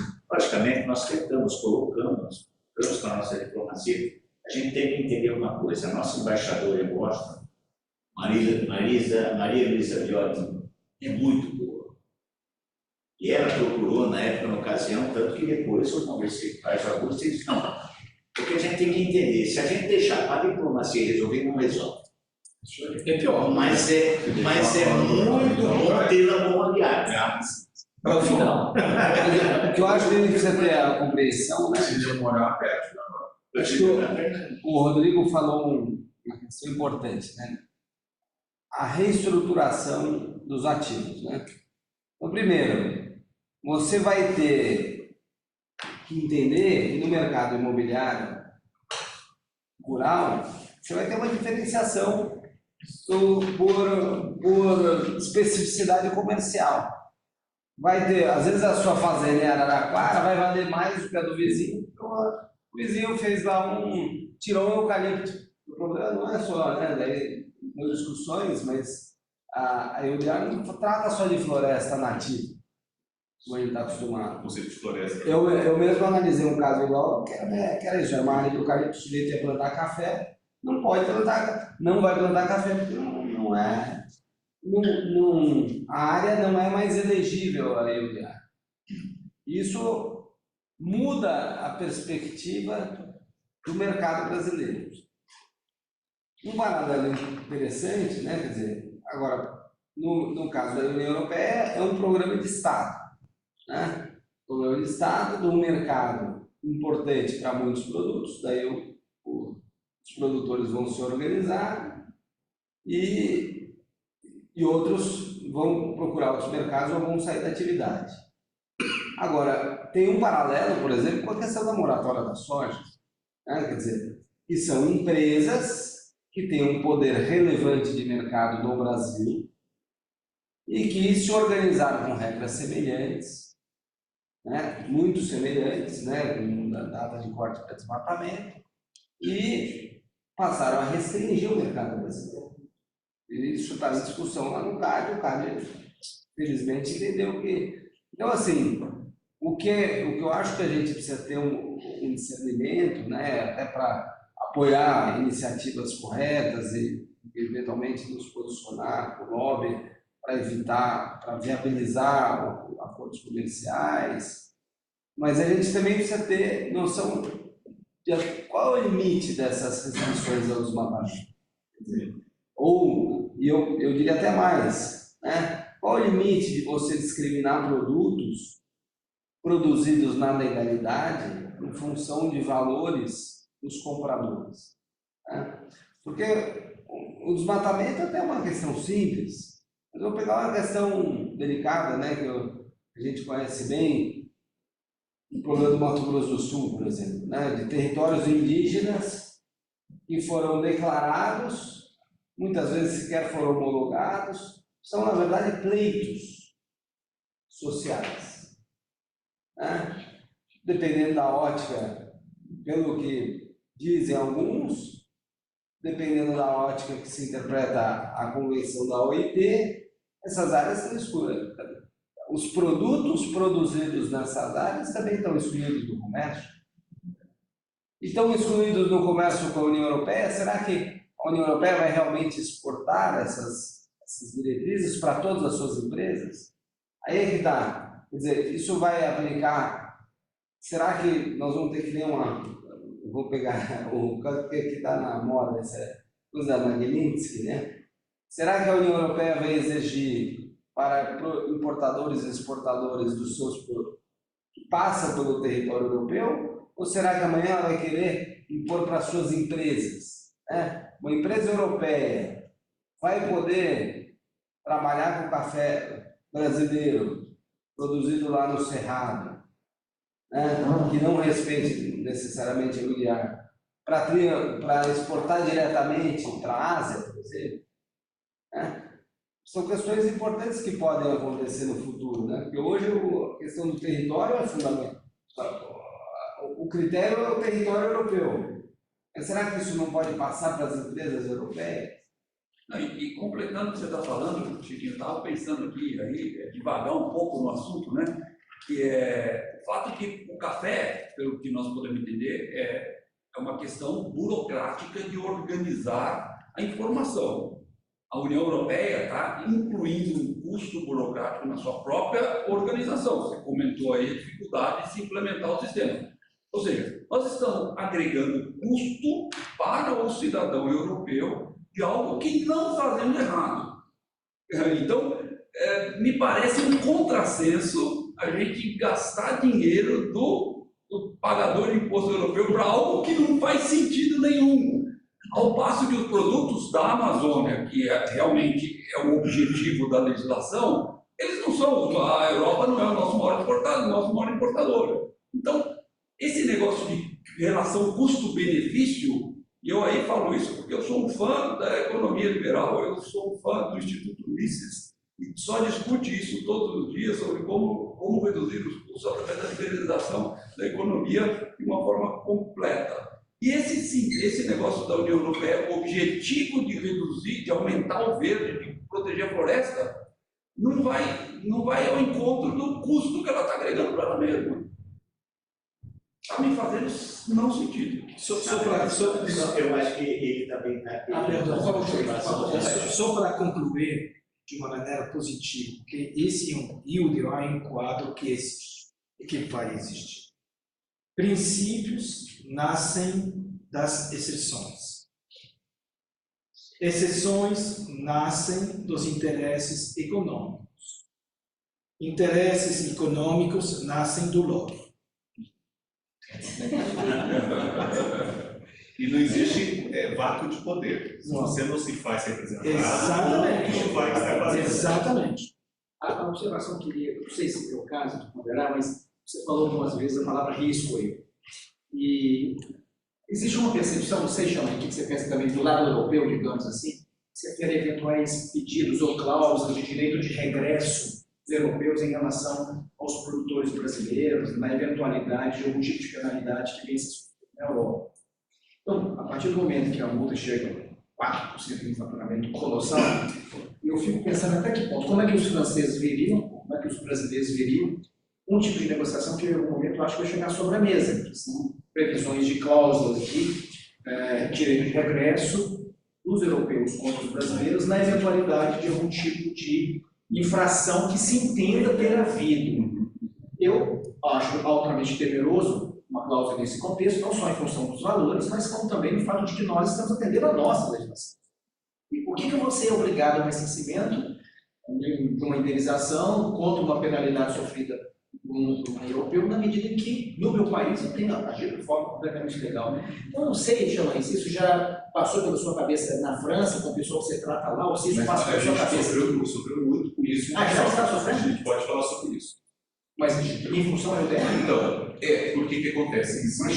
Existem contratos padrões no mundo. Então, você tem o contrato padrão europeu, que é da European Conference, você tem o Green Conference, ou seja, os Estados Unidos, o contrato padrão dos Estados Unidos, e agora os asiáticos estão fazendo os seus. Eles queriam mudar o contrato padrão europeu para colocar cláusulas nucleares. Isso. A gente disse não. E nós, como maior produtor, maior exportador de segundo consumidor do mundo, somos 40% do mundo, dissemos não. A outra tentativa foi no contrato de compra uma cláusula. Quando vocês disseram não, qual foi essa? Não colocou. Ainda não colocou. Porque a gente tem que lutar até o último minuto. Uma dormida que você dá, uma discussão que você não esteja, coloca. E outra questão foi nos próprios contratos das empresas. Uma cláusula que foi tentativa, eu tenho até ela. Quando veio o draft, até ela. Nós dissemos não.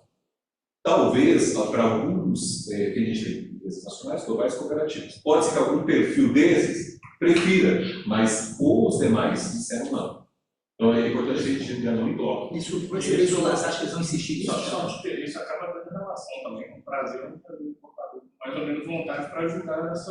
E na precificação, porque se a gente passa o preço dele totalmente diferente, acaba. quer dizer, Ele consegue, porque às vezes ele não consegue fazer isso. Pois é mesmo. E nem seguro, essa responsabilidade do preço tem que ser colocado. Certo ainda não, mas vai ser um caminho, né? O caminho vai ser o segundo. Vai aumentar o preço novamente. E Mas já acomodou. a matéria mais recente da Bloomberg falava o seguinte: as grandes trading houses do planeta estão saindo dos países africanos. Que é uma pena, né? Porque a gente não quer ver. Mas se você tem pobreza, você tem devastação ambiental. Uma coisa está ligada a outra. Se você tem progresso, você tem preservação ambiental. As empresas, você sabe como é que funciona vários desses países? Já foram ver a produção rural desses países? Não. A informalidade é absoluta. As mulheres que colhem, botam na cabeça, jogam uma pilha, o governo faz o leilão, né? Se até aplica, né? Pode fazer o marketing, o cano, deve ter um ambiente de corrupção. Ambiente complexo, a gente poderia conversar isso muito, porque a gente tem casos específicos de europeus que fazem projetos que foram expulsos, né, com dinheiro da União Europeia. Então, você tem uma situação tão vulnerável, uma UPR, ao invés de subir a régua da sustentabilidade do mundo, ela privilegia quem vai estar mais à frente, e a gente está à frente, e arrebenta com quem não está preparado, não tem carne, não tem crédito, usa. A cal da costa do Marfim vai fazer como, cara? Vai fazer como? Na verdade, vai matar mais do que menos. Tudo vai já pobreza. Como foi o movimento da Comissão Europeia aqui, no evento global do Cacau que foi em São Paulo? É investir recursos para fazer projetos no Brasil para reduzir a dependência de Costa do Marfim e Gana. Porque é mais fácil você fazer um projeto BioDR no Brasil, no Espírito Santo, na Bahia, no Pará, do que fazer nesses países. Mas esses países vão nos matar. Mas sabe que tem uma coisa que... veja a situação que vive. Por isso que já dizia, economia livre é a melhor solução. Mas deixa eu só fazer uma... Vamos trazer, nós temos problema de mão de obra, vai ter que fazer só uma motivação. Uma observação aqui de alguma coisa que o Márcio falou e que o Francisco também falou. Na verdade, quando a gente... Eu acho... O produtor, na verdade, quando você fala em produtor rural, você entra exatamente no foco de atuação da sociedade rural brasileira. É isso que, teoricamente, nos interessa. O produtor rural, concordo plenamente quando você falou que nós não temos protagonismo nessas discussões. Isso é uma coisa que nos incomoda. E ficou claro, é muito claro isso, nessa questão da moratória da soja. Onde a gente tem uma relação, nós temos uma boa relação com a Biov. Logicamente, embora entendemos que a Biov, ela não está fazendo um papel de defesa ao produtor. Ela está se enquadrando no mercado, que é uma forma até de sobrevivência dela. Então, a gente cobra da Biov mais isso. E cobra não de uma forma tão veemente como a AgroSoja faz. Entendeu? Uma forma diferente, porque nós tentamos. Primeiro, porque existem algumas coisas que, como disse, não adianta a gente produzir um monte de soja se não tiver para vender. Como também, às vezes, olha, eu vou fazer papel dentro alguns setores brasileiros, a gente estaria contestando exatamente a lei de desmatamento, coisa que nós não precisamos fazer isso, nós já cumprimos o que ela faz. Seria desgaste. Isso, se isso necessário. Ao contrário, o ideal seria fazer como o Marcos diz, vamos agregar valor nisso, cumprindo ser alguma coisa e querendo alguma coisa em troco. Ou seja, que na verdade quem está pagando essa conta, no final, é o consumidor europeu, alguma coisa desse tipo. Agora, a gente chegar nesse ponto de equilíbrio, eu acho que a gente tem que fazer o que eu disse, a diplomacia, não sei se ajuda, se atrapalha, mas se não ajuda, pelo menos de atrapalhar alguma coisa desse tipo. Você precisa fazer uma estrutura aqui, que agora, na fase já da gente ir para os encaminhamentos. O Charles Henry veio aqui e nos propôs. Eu tenho uma dúvida ainda. Logicamente, essa sua colocação nos causa interesse. De que forma? Esse lobby, eu tenho dúvida da importância do lobby, principalmente nesse momento exato que está acontecendo. Essa sua proposta, ela seria uma forma da gente fazer isso como entidade representativa, ou fazer esse lobby com interesses empresariais, alguma coisa desse tipo, e que ao invés de fazer como foi o caso do café, quer dizer, amigo da Ursula von der Leyen e tal, amigo, na verdade é o lobby institucional. Legal. É isso que nós temos, porque eu acho que nós vamos precisar fazer isso. O ideal seria se a gente fizesse esse lobby via entidades, onde a gente levasse essa proposta sua para discussões externas. Porque então, vamos parar de brincar e ficar batendo em ferro. Vamos levar essa discussão para dentro do IPA, poder levar essa discussão dentro, a gente tem como incluir isso na sugestão. Como também podemos levar essa discussão a setores. Vamos pegar o setor da celulose, você quer fazer isso? Você quer contratar para a celulose, o setor do café, contratar o setor suinocultureiro, o setor da soja. Então, são duas vertentes que nós vamos ter que fazer, ou podemos fazer as duas. E é isso que a gente quer ouvir agora. O Marcelo queria fazer uma observação, Marcelo também, você estava pedindo, porque eu acho que é isso que nós vamos precisar sair dessa reunião aqui, de como nós vamos agir. Entendeu? Praticidade. Só completar, nesse sentido, eu acho que aí eu não tenho muito a agregar, tem que tomar uma decisão de como agir dentro do que já está na mesa. Isso é um fato, é como falou o Marcos, nós temos que defender, nós temos que ver como pôr o produtor na linha de frente, e não somente os setores, ou se vamos trabalhar com setores, e aí a rural é mais ampla que isso, tem que fazer as outras entidades conjuntas. Mas só por como você começou a sua conversa, que eu levantei a ideia, que é o seguinte, no fundo, se pudesse rever, né, a legislação toda, o ideal era voltar naquela ideia do pagamento do serviço ambiental, que ia proteger muito mais a floresta do que simplesmente condenar o produto em si, agrícola, né? E essa é a proposta. Que é uma proposta mais ampla que o... Mas a diferenciação de mercado não deixa de ser um pagamento.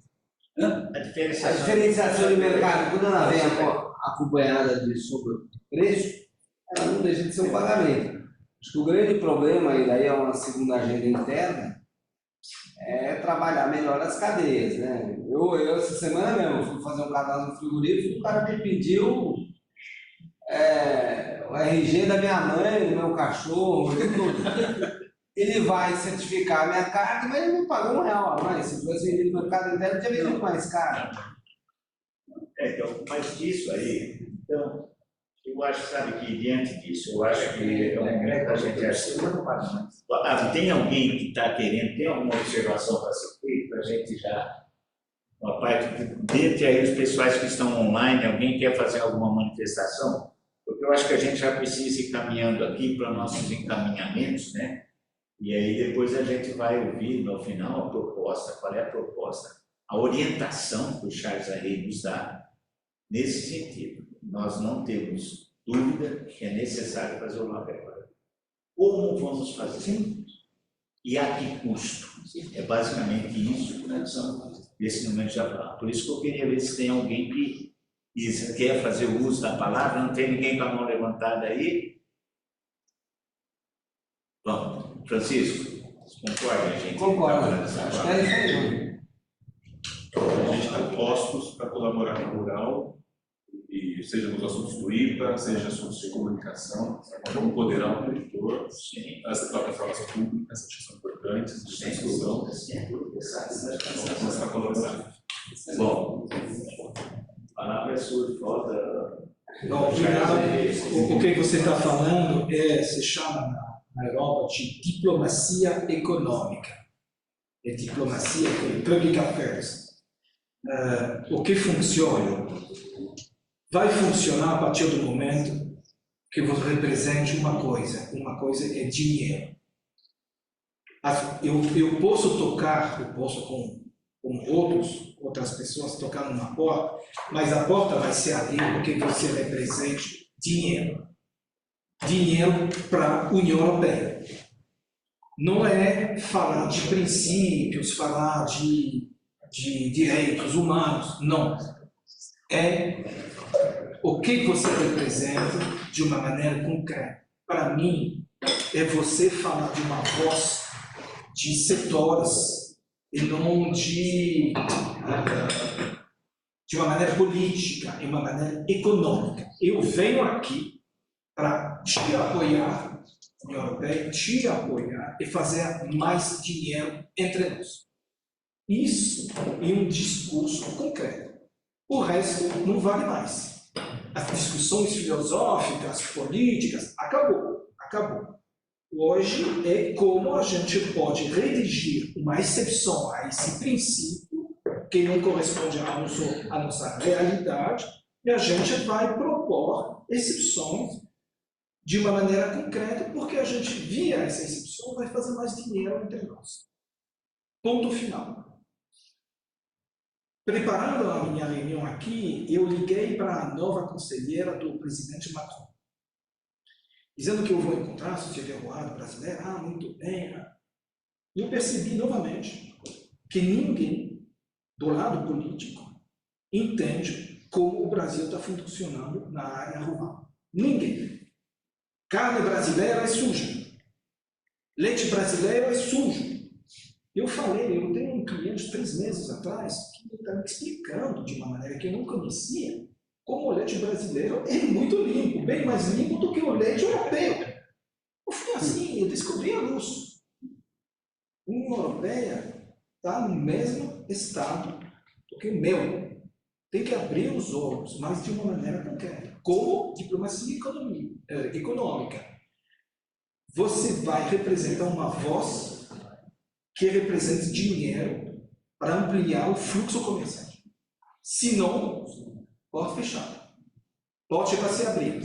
Última palavra do meu lado, não vale a pena tocar na porta da União Europeia. Isso é virtual. Tem que ficar na mala de um país. Tem que ficar na mala da França, que é uma voz importante, dizendo que o Brasil, via a França, vai lá na União Europeia para falar, o quê? A gente vai ouvir o Brasil via a França vai ficar lá, mas a França vai te dar a chave para abrir a porta.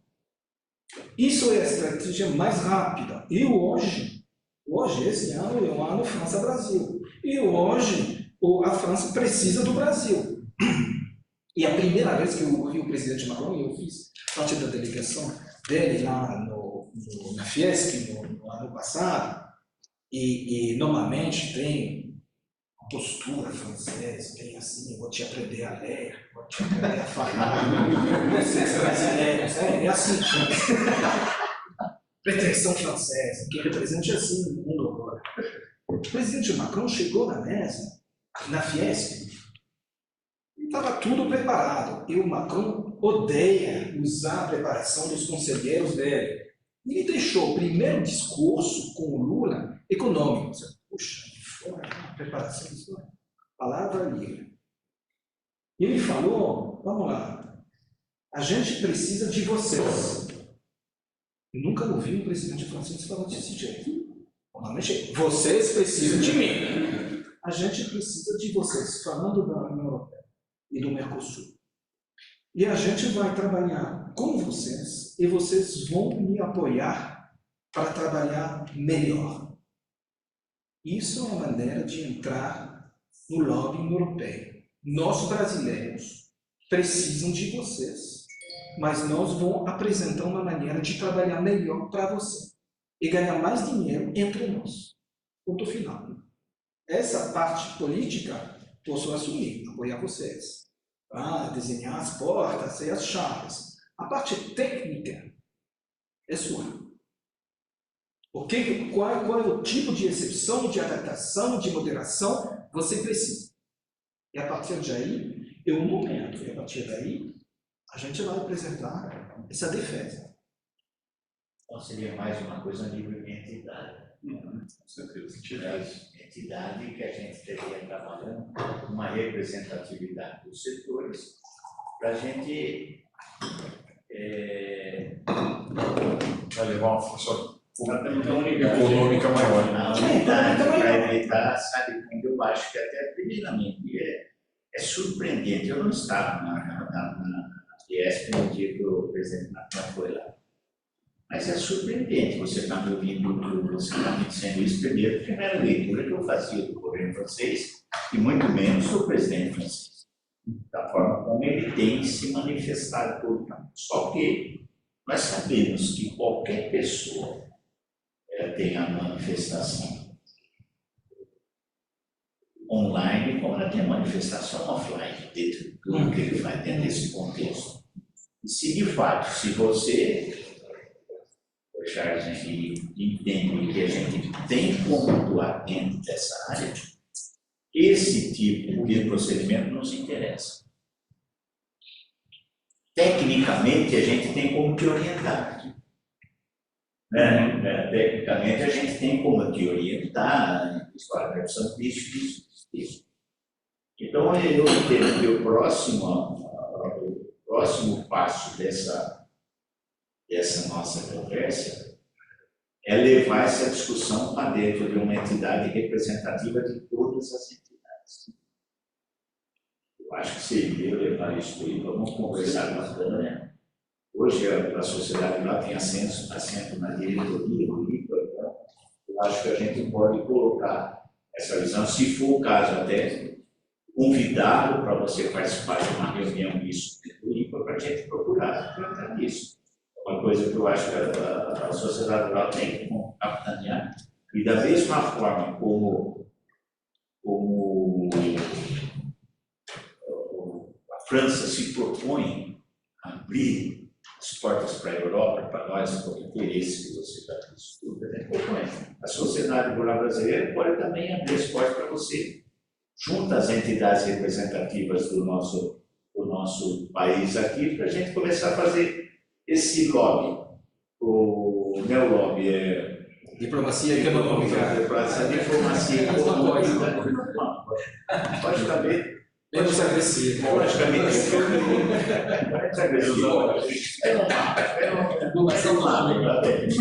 sabe que eu tenho um deputado italiano, e ele sempre me fala isso, porque você sabe, a Itália sempre foi uma incógnita. A Itália sempre foi, eu sou italiano também, dupla cidadania, mas a Itália nunca foi confiável para nada. Isso é igual a gente, né? Na sociedade, ele viu. Você não sabe quem é de gente que vai voltar, você não sabe. Estou falando com francês, hein? Mas eu sempre falo, o que vem desse. O que vem dessa caixa de Pandora aí, sabe? Mas, de qualquer forma, eu acho que eu não tenho mais nenhuma observação para fazer com relação a isso, mas eu gostaria que a gente tivesse uma sequência. Eu vou conversar com o Ipa. Se for o caso, você estaria à disposição de participar de uma reunião para você fazer tecnicamente essa apresentação. O IPA, na verdade, é uma entidade, é um instituto que são 59 entidades representativas, praticamente em todos os setores, tanto na agro como da indústria e também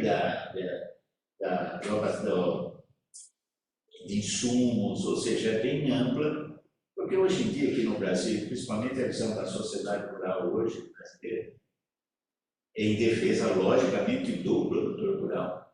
Mas nós temos que fazer o tratamento como cadeia produtiva, tudo. Nós dependemos de tudo.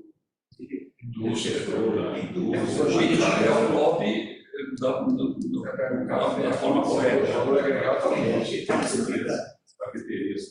Então vamos fazer isso. Você tem mais alguma sugestão de encaminhamento, Francisco? Acho que é isso mesmo.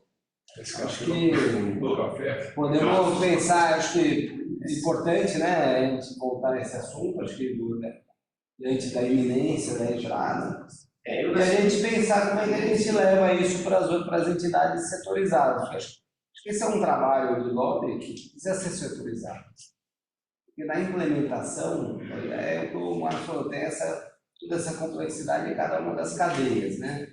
Então, provavelmente, o trabalho, né, do açúcar, né, pensando, né, mais o açúcar do que o álcool, vai ser diferente do trabalho do café, vai ser diferente do trabalho da celulose, vai ser diferente do trabalho de outras. Mas isso seriam dentro depois das orientações técnicas, né? Agora, o que a gente pode, acho que, levar para o IPA e fazer rural, se tiver viabilidade, é trazer essa sensibilidade e estar mais perto dos países europeus, né? Marcar, e daí acho que pensar uma agenda, tanto de visitas como de pegar eventos, né? Eu lembro até por provocação do Jacer, um tempo atrás, já faz acho que mais de 15 anos, na época da gestão do Gustavo, nós fomos visitar o Salão da Agricultura de Paris. Foi uma coisa que me marcou muito, né? Porque Paris fica toda tomada pelo Salão de Agricultura. E a ideia era fazer um evento aqui em São Paulo parecido. E daí daí você vê a dimensão da coisa, né? Acho que ampliar essa proximidade é muito importante, né? Eu acho que nós podemos, eu acho que nós temos que começar isso. Logicamente, é uma coisa negocial. Nós vamos levar isso até, Marcelo? Vamos levar isso para uma discussão e para ver se. Porque, logicamente, isso envolve recursos. Isso eu acho que a gente não tem como hoje a gente assumir responsabilidades, principalmente para o Dr. Charles, se ele não tiver uma forma mais abrangente, vamos dizer assim, da atuação disso.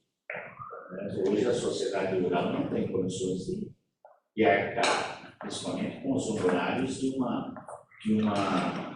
um trabalho desse nível. Mas eu acho muito procedente, eu acho que se a gente levar isso aí e depois fazer que nem o Francisco comentou, passar isso aí para setores dentro desse contexto desse setor, fazer assim, vai ficar dessa forma. Talvez levar no IPA, fazer uma apresentação geral. Algumas das associadas do IPA podem não se interessar pela parte industrial, outras, mas aí juntar aquelas que se interessam e a gente constituir um comitê, alguma coisa específica para fazer esse lobby adequado, andar na mala da França. Eu gostei dessa ideia. Você tem que ir na Europa, não dá para você chegar lá e todo dia estar com todo mundo, tem que ter um patrono, né? Então, andar na mala da França. Isso, César, acaba juntando as entidades que têm interesse específico na Europa. E aí fica uma coisa mais fácil, palatável, todo mundo junta, faz o lobby também com a PEC. Perdão, mas o ano passado eu consegui organizar um jantar no Palácio do Élysée com o Macron, só com empresas brasileiras. E o Macron falou, eu não quero, ao lado da mesa, outros do que os brasileiros. Eu quero donos de empresas brasileiras para fazer jantar e falar business. Só. Funcionou. Mas é indústria, né? Sobre essa ideia. Mas igual, você está falando, pode fazer uma coisa para. Então, se significa que tem essa disponibilidade, essa sensibilidade, mas você representa o quê? Qual é o seu poder, o seu dinheiro? É isso. Sobre essa ideia de eventual novo contrato, Xalane, você volta ao Brasil no início de dezembro, não? Eu volto quando eu quiser. Mas, de qualquer forma, tem uma ideia de hoje agendar. Sim. Então, quer dizer, se em algum momento for necessário uma nova, independentemente de contratos pela internet, mas até onde eu sei da sua agenda, primeira semana de dezembro ou segunda. Mas eu vou diretamente para a DH, mas sempre fazem. Você precisa de um também. Não, eu sei, mas sabe, tem uma coisa, logicamente, que nesse mês de novembro, nós estamos totalmente voltados com cópia. Para onde a gente ir encaminhar isso aí seria dentro da nossa Comissão de Relações Internacionais, lá dentro do IPA, e nós, está todo mundo na tela da cópia agora, claro, isso aí foi. Mas o importante é a gente conversar isso dentro do nosso lobby de business, dentro do próprio IPA, sabe? A gente tem que tratar desse assunto para a gente tentar, a partir daí, olha, a ideia é essa, vamos chamar, queria marcar, eu vi que marcamos esse aqui, nós já falamos, o Francisco já faz contato com você, para ver a sua disponibilidade e agenda. Aí nós sentamos lá em Brasília, numa reunião, ou só num petit comitê, para a gente tratar desse assunto, a gente desencadear. O importante, Charles Henrique, é que nós temos interesse nisso.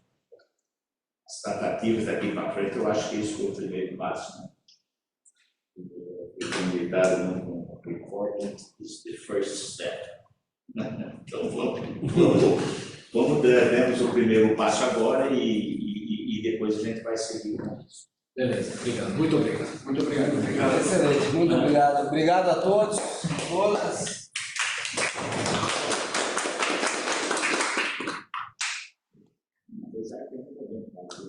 O mais importante é o último passo, né? Mas,